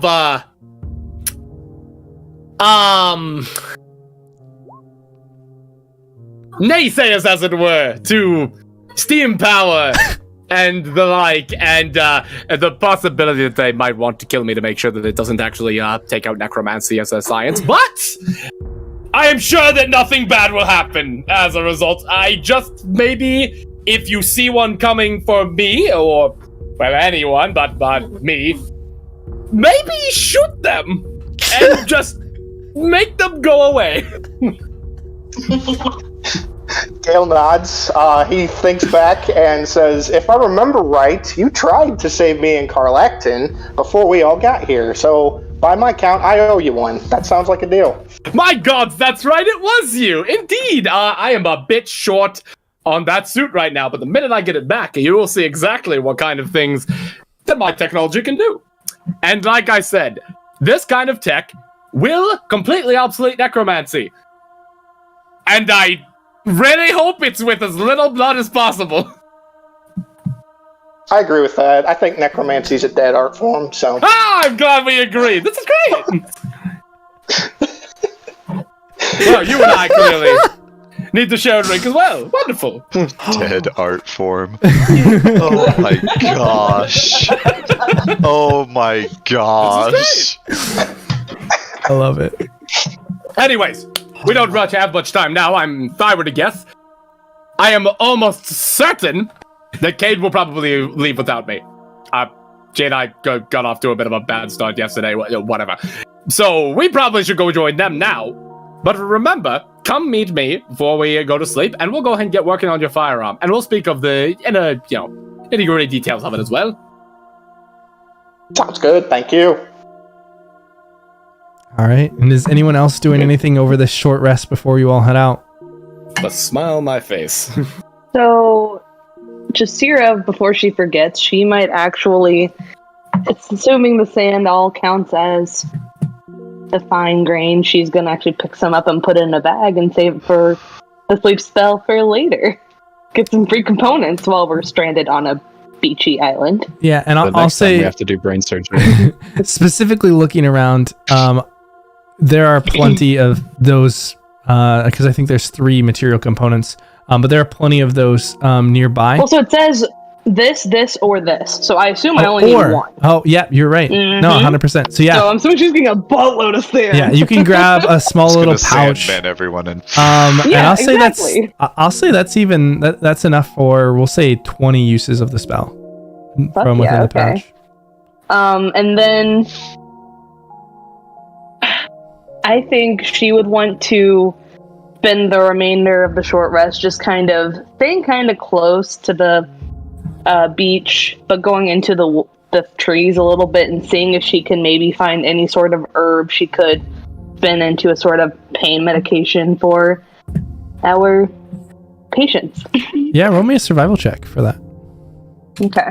Along kind of the same lines as that, Jazeera, you would probably spot this, is that with that in mind, you do see Cade, pull out a kit with some very familiar herbs that you're like, you probably clock it.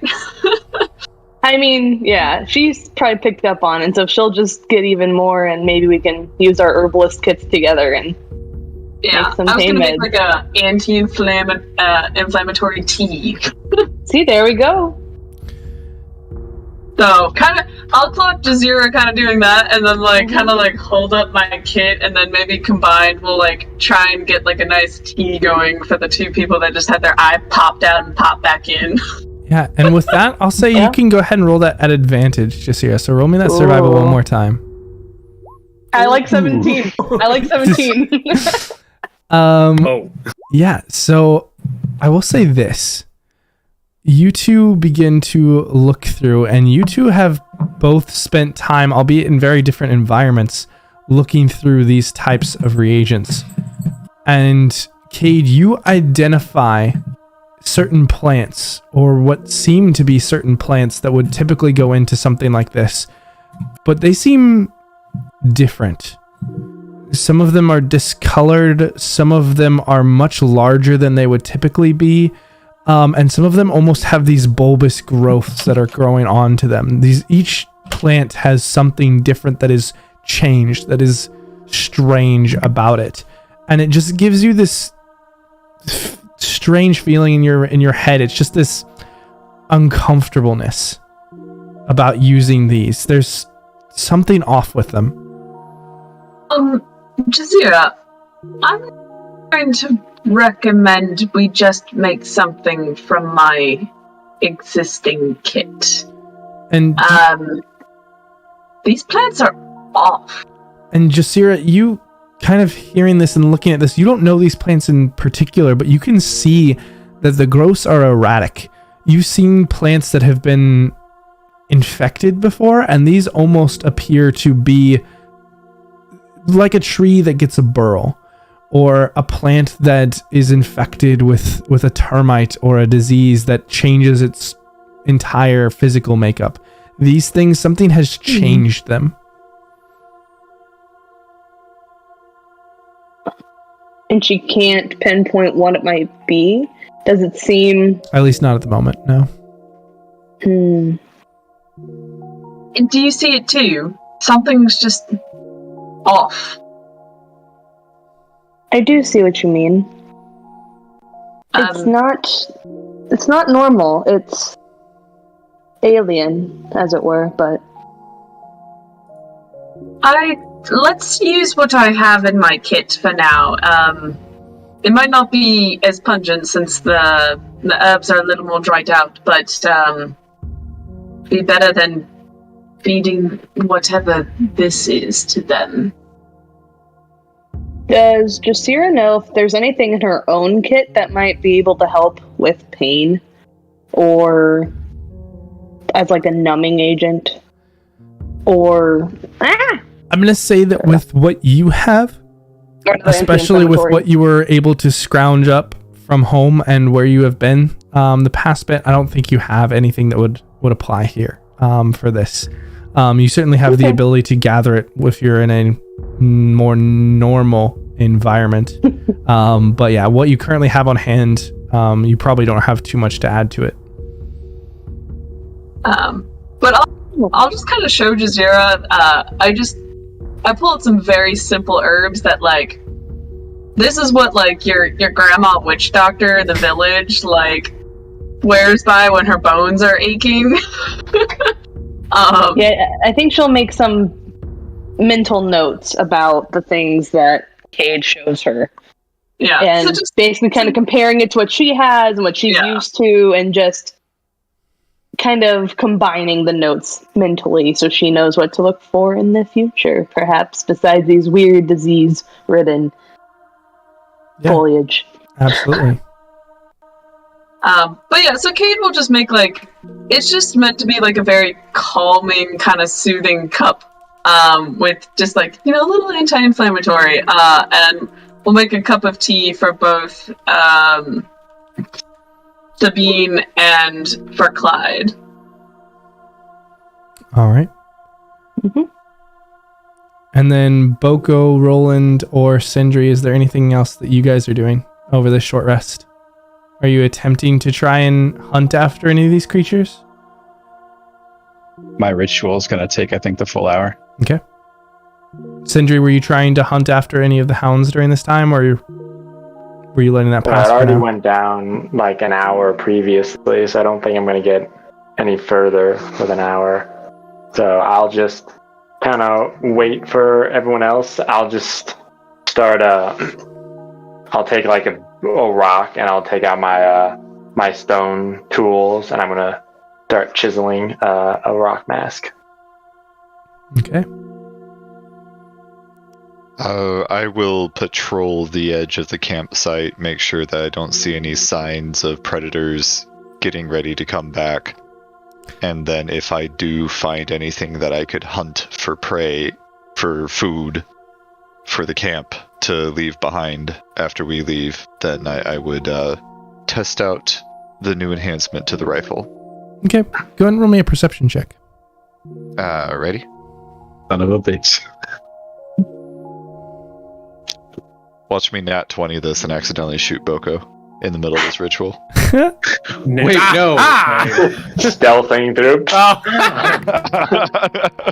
Yeah, you make a good lap around the camp. And you do see what looks like some wildlife nearby.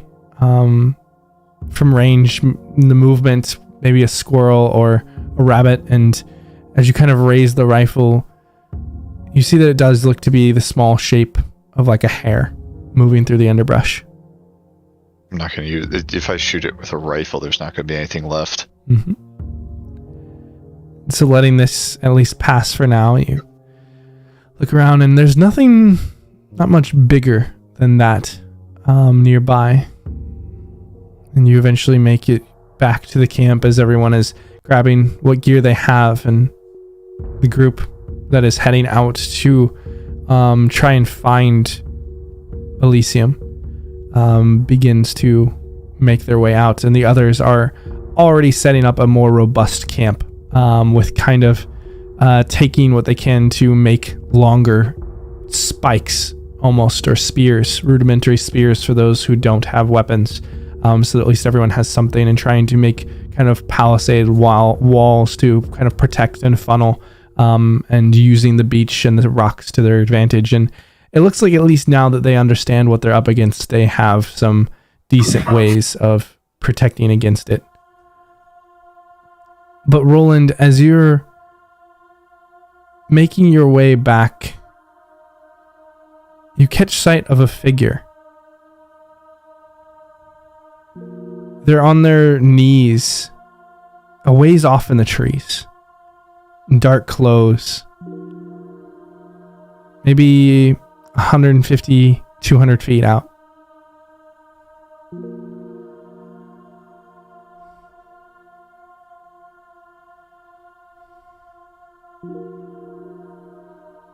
I'm back, sorry. Wrong button. You're good.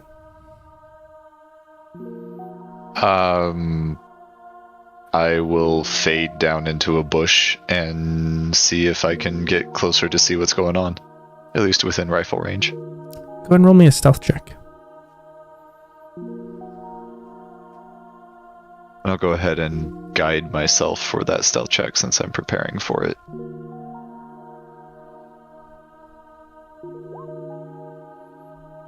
Okay.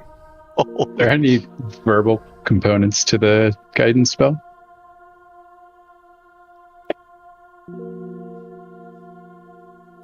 It's verbal and somatic, I think. Just kind of whispered under his breath. Okay. And you just verbal and somatic. move into the shadows of this underbrush, making your way towards where this darkened figure is, where they kneel. Are you using your focus or your sight to view them, or are you just using your eyes? Just my eyes. Okay. So as you move slightly closer now, maybe 90, 100 feet, using the brush and the trees to your advantage, you can see this individual, again, dark clothes, kind of knelt over on their knees in this forest. And you also see a bit of sunlight peeking off of something. At first, it just looks like liquid, but you can see it's blood on the ground on this jungle floor.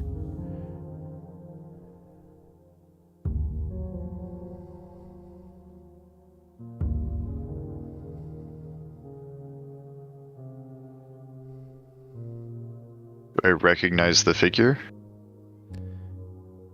From this distance, again, you can see them. You know that it's not someone that you know. You don't necessarily recognize them. You see a dark jacket and dark pants. And it looks to be the size of a human male. But they are facing away from you and again on their knees, so getting much more detail than that from where you are without repositioning or getting closer is difficult. We'll go ahead and do kind of an arc around, not to get it closer and risk sound getting to them, but I want to get a better angle, and I'll use the magnification of my optic, not the effect of it, but just the magnification to see if I can get a look at what's in front of them. All right. But not like if they're facing this way, I'm not going to break 90 to them. I'm not going to break peripheral. So as you move up and try to get this closer look, you do indeed see this individual. You can see that they're in elegant clothes. You can see that it is a human male. You can see that they have dark hair. And as you look closer, you can see with the magnification that they are kneeling over something. And the longer you look, the more that you see of what looks to be just a desiccated body torn to shreds. Some sort of body lies there with blood pooled around it. But the legs are missing. Half the torso is missing. And this person is just knelt over top of them.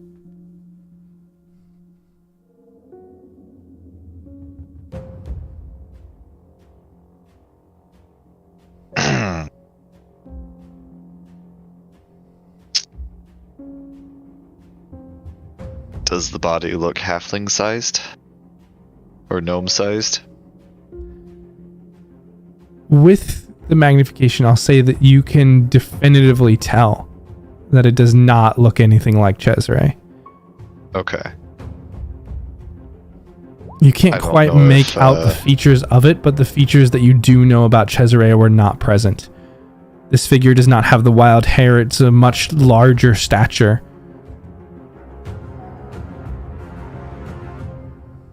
Oh boy. Is the figure doing something to the body, or is it just knelt examining it, like looking at it? From what you can see, you see that it's knelt over, and it's just slightly, the body is slightly moving, but you can't see that it seems to be doing anything. The body underneath is fairly stationary.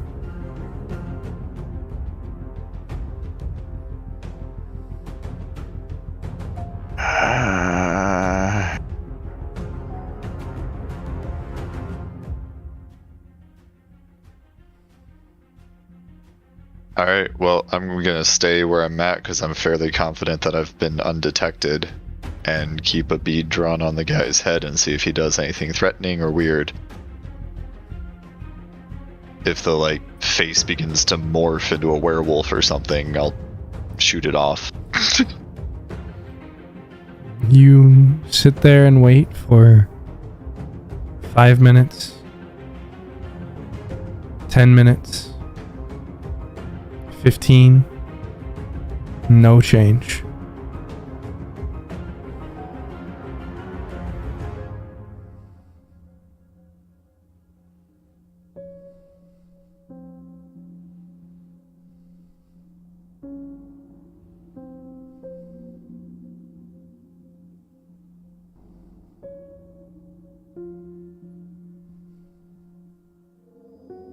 We'll circle back. If he's been sitting there for that long, he'll probably be sitting there long enough for me to warn people. So we're going to circle back around, not breaking stealth, and make our way back to camp to let folks know we're, again, not alone. All right, you make your way back to camp. And who are you telling?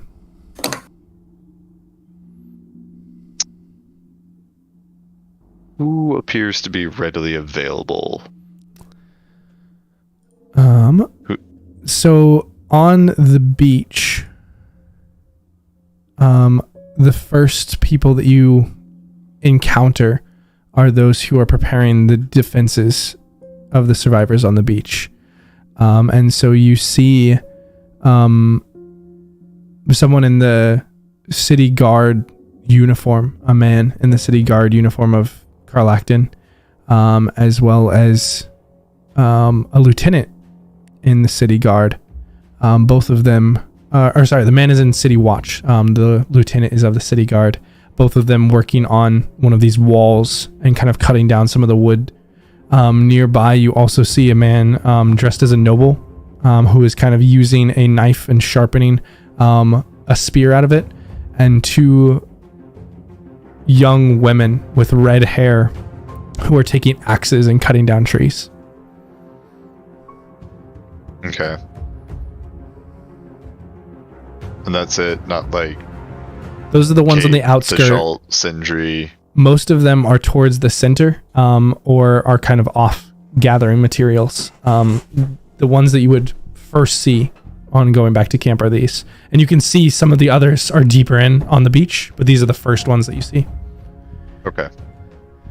What about the captain who helped us with fighting the Mind Flayer? Yeah, you see that she's a little bit further towards the beach. She's actually working on building the walls with the things that have been cut down and sharpened. Okay. Roland will go up and talk to her first. Oh, hello. Did you need something? Oh, not to alarm anyone. I figured I'd talk to you first because you seem to have a level head in the last fight that we fought together. There is a figure out in the forest, dark clothes, knelt over a quite destroyed body.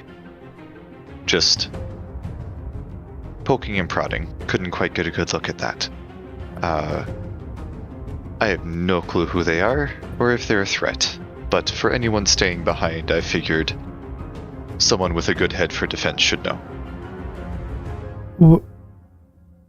Were they in black? Like a Yes. black waistcoat. Were they? Yes. That matches. Yes. the description. She kind of calls over, Lieutenant! Count Vago! Over here! And she calls them over.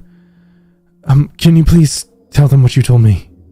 And as you relay what you had seen, you see as, again, to this man who was dressed as a lieutenant in the city guard, and to one of the nobles who was sharpening the spears, they immediately catch sight, and the noble begins to, kind of, when you point in the direction, begins to rush off into the trees. The lieutenant looks at you. Do you need help, or is he friendly? He's one of ours, I think. We've been looking for him. He's been missing since this morning. Can you please escort us to where you saw him? Yes, absolutely. And as you guide all three of these individuals all in that direction, you see the noble is already running out that way, but you, the captain, the lieutenant, and one of these city watch guards, all three kind of follow you to the spot where you'd seen them. And you see as this noble has now caught up to where this man is, and the man that you had seen is standing. And you can see that he is speaking with this Count Vallejo. And you can now see that he is indeed wearing these noble clothes, slicked back black hair, these sunken eyes, and the pale face with a red shirt underneath. And you can hear them speaking back and forth. And you see his face is just stained with tears.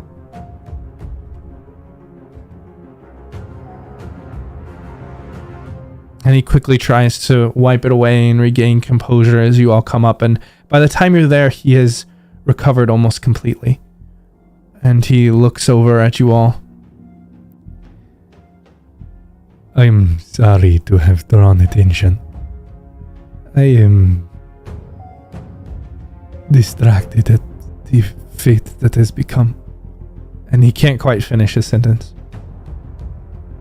Immediately, the guard and the captain kind of move past him, and seeing the body on the ground kind of turn and kind of look down in this sober moment at what they see.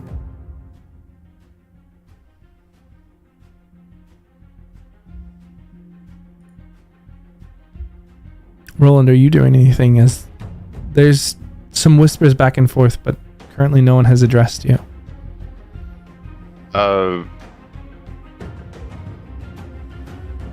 I'll just kind of step up a little closer and to the side and see if I can get a little better look at the body.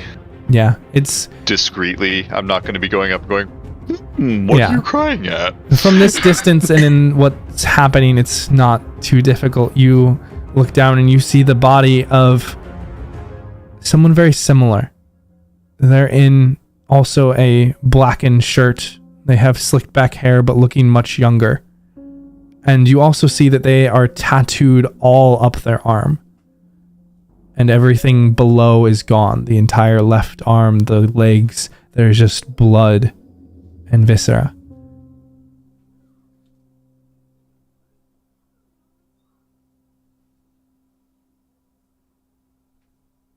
Okay.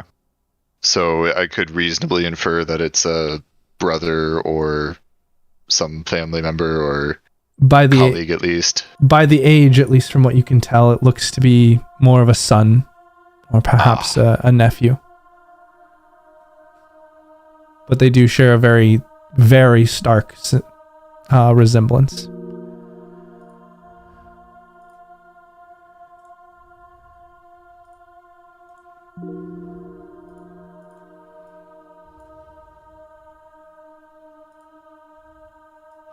Are you staying or inquiring, or are you headed back?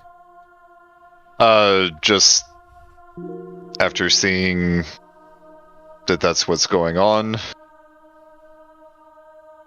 he'll just kind of step back, kind of look over towards the captain, and mostly just an inquiring look of, am I needed anymore? He kind of takes a step over, or she, takes a step over towards you. I think we've got this from here. This is Jasir Aeonius and his son, Albrecht. We'll make sure that what's left of him is properly buried. Thank you for pointing this out. Of course. Happy to help, and glad I came for help and didn't intrude. I'm sure he appreciates it. From what we can tell, he's probably been like that for some time. I didn't notice. His son wasn't in the group earlier. It wasn't that he wandered off or got singled out. This is the first time that this gentleman has run across his son on this island. No, Jasir and Albrecht were both with us. They were in our group when we were moving towards the Nautiloid. There's a lot of survivors. It's easy to lose track of everyone, but I know that they were with us. They've been missing since this morning. Count Vaeka was looking all over for them.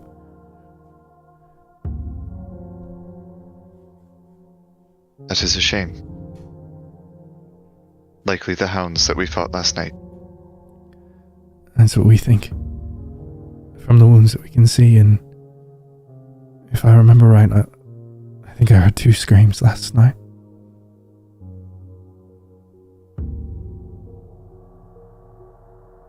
I did too. I don't know what he was doing out here, but it's certainly a shame. No father should ever be made to outlive their son.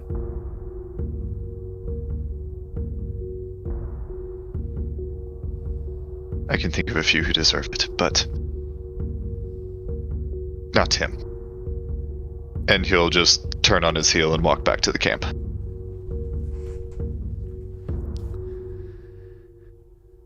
And as you do return back to the camp, and everyone begins to undergo this journey out towards the jungle, is there any last preparation that you all would like to make before setting out into the jungles of 7th?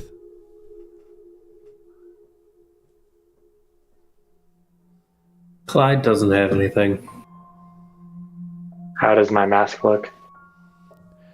Right now it's rudimentary. You've blocked out the general shape of your face and what you want, and it's going to take more time to refine it, but it's a start. All right. I'd like to keep an eye out also for any plants that I identify as being able to be turned into healing materials through alchemy or herbalism. Sure, give me a nature or survival check, Boko.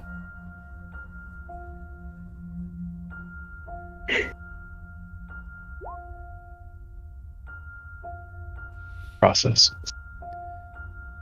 As you all begin to head out into the jungles, and Boko, you keeping an eye out at what you can see, nothing here strikes your knowledge of what you're familiar with.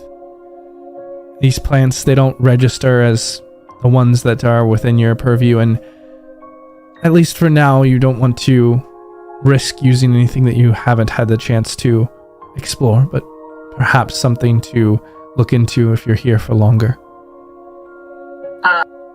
If Kate sees Boko kind of looking at the plants and kind of just like glancing and kind of observing them, she'll just step over and be like, mind you, I'd be careful with what you try to use here. Jazira and I were looking earlier. There's something off about the plants here. They're not healthy and they're not normal. Something has changed them. They're different than what they should be. That brings up a good question, DM. Mm-hmm.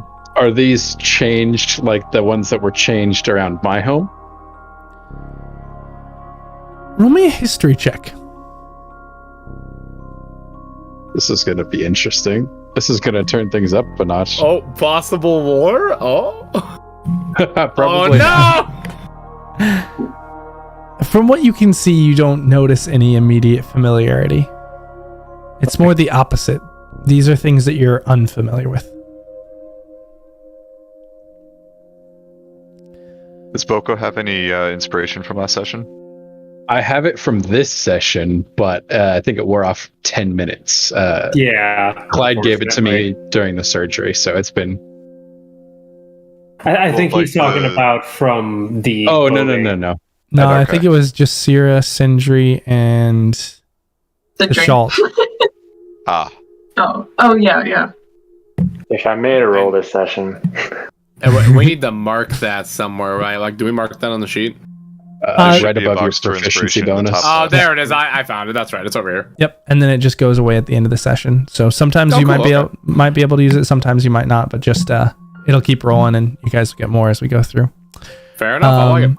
But yes, as you guys begin to head towards the western side of this island, being led into the jungle, is there anything that you all are attempting to do on this path, or are you just moving through as quickly as you can? God, there is no semblance of scrap metal out here, is there? No. Tree, bullet. You are in heavy jungle.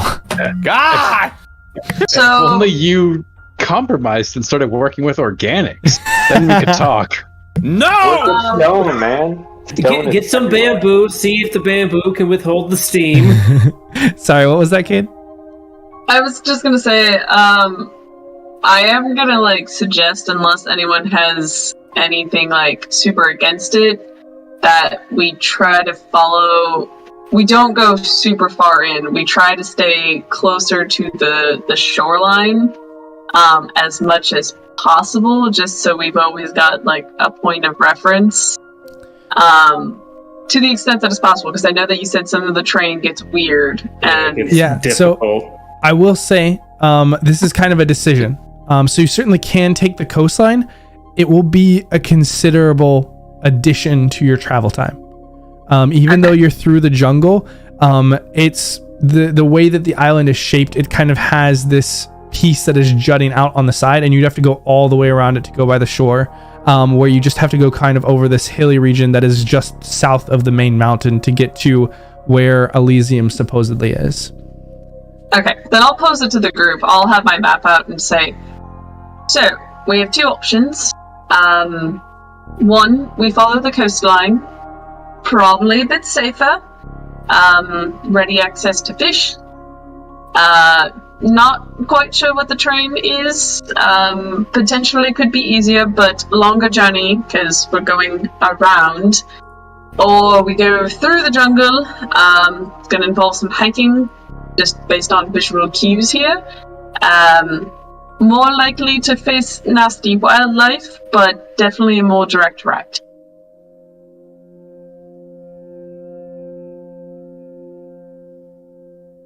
Thoughts, opinions? Someone really doesn't like hiking? I like the idea to go up the mountain. I mean, I'm for the shorter route. Do you know how much time it will add? Do you expect it to be days longer, or would it be just more hours? Probably closer, maybe a day or two more. You can make a survival check if you'd like. Okay, and you said that it was, you were going over the mountain for the shorter route then? Well, the smaller part. We're not going to have to go, over the mountain. It's... yes, that's over the what I hill. was wondering. I'm just going to lean into Sentry. Hey, Sentry, out of curiosity, how metallic is this part of the mountain? If you were to wager a guess. Oh, my God. I have never been to this mountain before, Right. so I cannot say. However, I do know dwarves do like to mine for metals in the mountains. So, by that reasoning, there's a reasonable chance we can find some metal. Well, it's a better chance than this tree-infested wasteland. I vote we go the mountain route. Infested wasteland. The infested wasteland. Okay. That's an urban night if I've ever heard of one. Down. So with an survival, slightly above average, rough timeline, are we talking hours or days longer? So it's probably a day's journey to get there. More or less. It looks to be about a day's journey to get there if you take the shorter route. If you take the beach route, it's probably about 2 days. Okay. And that's just to get there. Yeah, about twice as long, so if we hope it, Paul asks.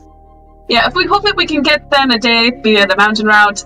If not, 2 days by beach. I'm Looking team at- short route then. Yeah, looking at our injured, Sabine and Clyde, I think, are the only ones. Do they look like they're going to be able to make a full day's travel? So looking at some of the others who are in this party, Sabine looks no worse for wear. Honestly, other than the bandages on her face, you wouldn't even know that she underwent surgery. She is up at the front. She is hand on a blade. She is marching even keeled. She is quiet, but she is very determined and looks right at home. Garrett is kind of towards the middle back, kind of writing notes constantly in the book, kind of looking around, drawing pictures, trying to note down as much as they can, but is definitely seems to be one of the lesser equipped for a heavy journey, but is doing the best they can. And he's really trying to keep up with this group and trying to be self-sufficient. Because otherwise he gets left with Octavius. And then Clyde, how's Clyde doing? Clyde's got a little bit of a headache, but nothing more than a normal night of hard drinking. He's not real hurt. And all the damage he took was intelligence damage of some sort. She doesn't need that anyway. Nah. Wasted. Well then, across the hilly mountains we go. All right. And so taking this path through the jungle and over the hills again, just south of the mountain, and you should be able to see now on the map where you all are headed, with some more of the island revealed. And it is a pretty even path. There is not too many things that hinder you all as you walk through the jungle. And your route throughout the day is long and requires a few stops to try and find some sort of food, but between the rations that you had taken and being persistent, it's a fairly moderate hike throughout the day. And the day wears into afternoon, and the afternoon begins to wear into evening. And eventually... yeah?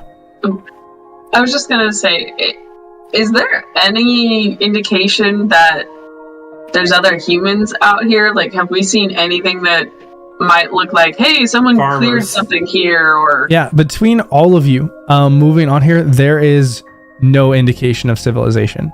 There's no farms, there's no buildings, there's no tools, there's not even a skeleton to show you that someone had died. At least on the path that you are on, it is all pure, unchanged jungle. And eventually, you make it to a point on the other side of the mountain where you begin to see a cliffside and a waterfall. As you see these large waterfall pulling into where the beachhead has reached, and now as the evening has come, cutting off to where that the beach journey would have taken you. And as the evening comes, you see this waterfall reaching down, you see the waves lapping up against the beach and eventually growing closer to these falls. You see the path forward that lays towards where Elysium is supposed to lie. This waterfall, the rushing water that courses down the stones, it's loud. And it does take a while before you suddenly hear these almost like crying. This weeping noise that just echoes out around you.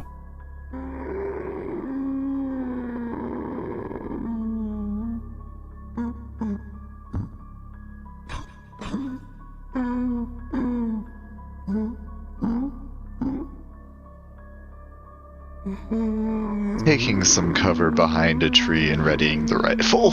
I agree, except without the rifle Clyde's part. hiding behind Roland. And I'm hiding behind Clyde. And readying the rifle. I'm hiding. Sindri Well, will walk up towards where the noise is to be more in front. No. There's no centralized location for this noise. It is echoing off of this valley. It is coming from the hills. It is distant and close at the same time. And it's just this ominous, uncomfortable wailing. And you search around, you prepare, and you watch as Roland and Clyde and others begin to take preparations, looking around, unsure of what's making this noise. I'll at least pull out my hammer. Ready to smack something? Clyde is like, nope! Clyde hides in Roland's pocket. I guess I'll go up. Where did you say you were, Sindri? I guess I'm more in the front of the group. I'll walk up there with you. You said that this noise doesn't have a location, but if we close our eyes and we listen hard, does it sound like we can identify if it's actually coming from a human or if it's more like a natural phenomena? Roll me a perception check.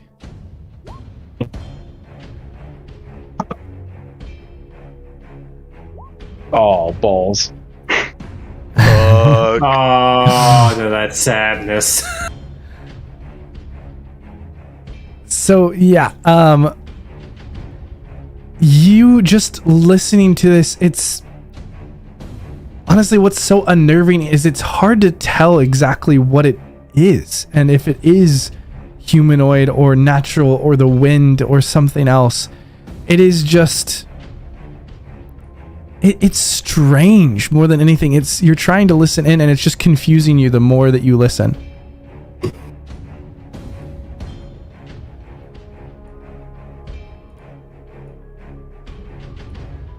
Oko will turn to Sindri and Thashalt and just say, I think we should keep moving.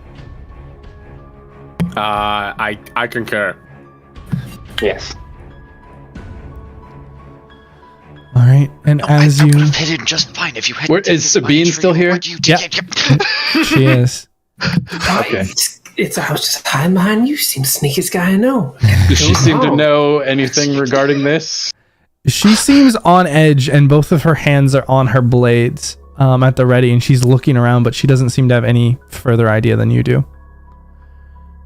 And you all cautiously move forward, and you can see up ahead that there's actually some sort of bridge that gaps this waterfall, and it's the first sign of any type of civilization that you have seen. And you can see that it is up the hill a ways towards this. What time of day are we approaching? Like, is the sun starting to set? Is the sun set? It is just starting to set. It is just starting to become evening.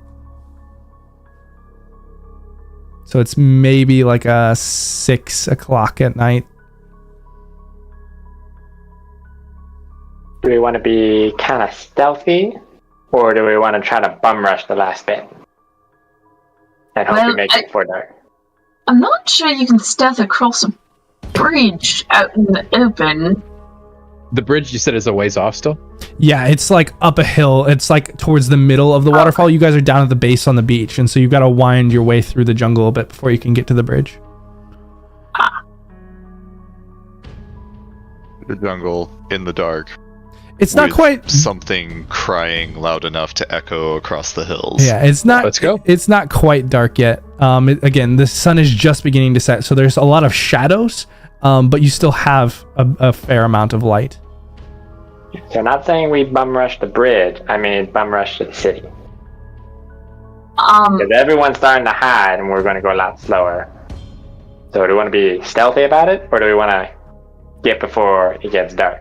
I'm cool if we do in the dark. I like the dark. I actually think it's more comfortable. I disagree, but I'd rather we made it to civilization before nightfall. I've only got a couple hours of oil left. And I agree with that sentiment more so than wanting to see in the dark, because I cannot do that. Okay, everyone, deep breath. Don't you have like steam goggles to see in the dark? Let's tight formation and let's just walk as a group. Everyone has to keep their eyes out, okay? No one strays too far from the pack. Everyone pick a direction. Can't work with wood. Can't see in the dark. I'm disappointed. All right. And heading up into this jungle, kind of all trying to space out and prepare yourself as this weeping continues to echo off this valley. Sindri, Boko, Sabine, all at the front here. You do see as there's a shifting, as the rays of darkness and shadow begin to turn. And you see as one of those hound-like forms is standing in the shadows.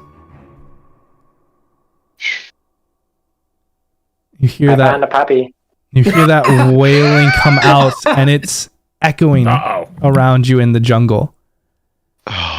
And the hound just shakes, and you watch as the skin opens up, as the fur just begins to frill out of what looked to be carapace-like scales, and these eyes just alight across the entire body, bright and visceral and yellow, oozing out some sort of viscous goo. These eyes all across the body as it just opens its mouth and lets out this wail as you see the bushes all around you shuffle and shift. And that's where we're going to go ahead and end off the night. Oh, lovely. Really something wrong with this island. What a coincidence. My middle name is Viscous Goo. What? So thank you so much for joining us. We are going to come back. It should be, let's see. We'll have to talk afterwards. Hopefully it's next week, but it might be in 2 weeks, actually, now that I'm looking at my schedule. So we'll post it on and let everybody know. Balls. I know. But we'll be back for our next session when we catch the path, the final path. We're here eventually to Elysium. So we'll see you then.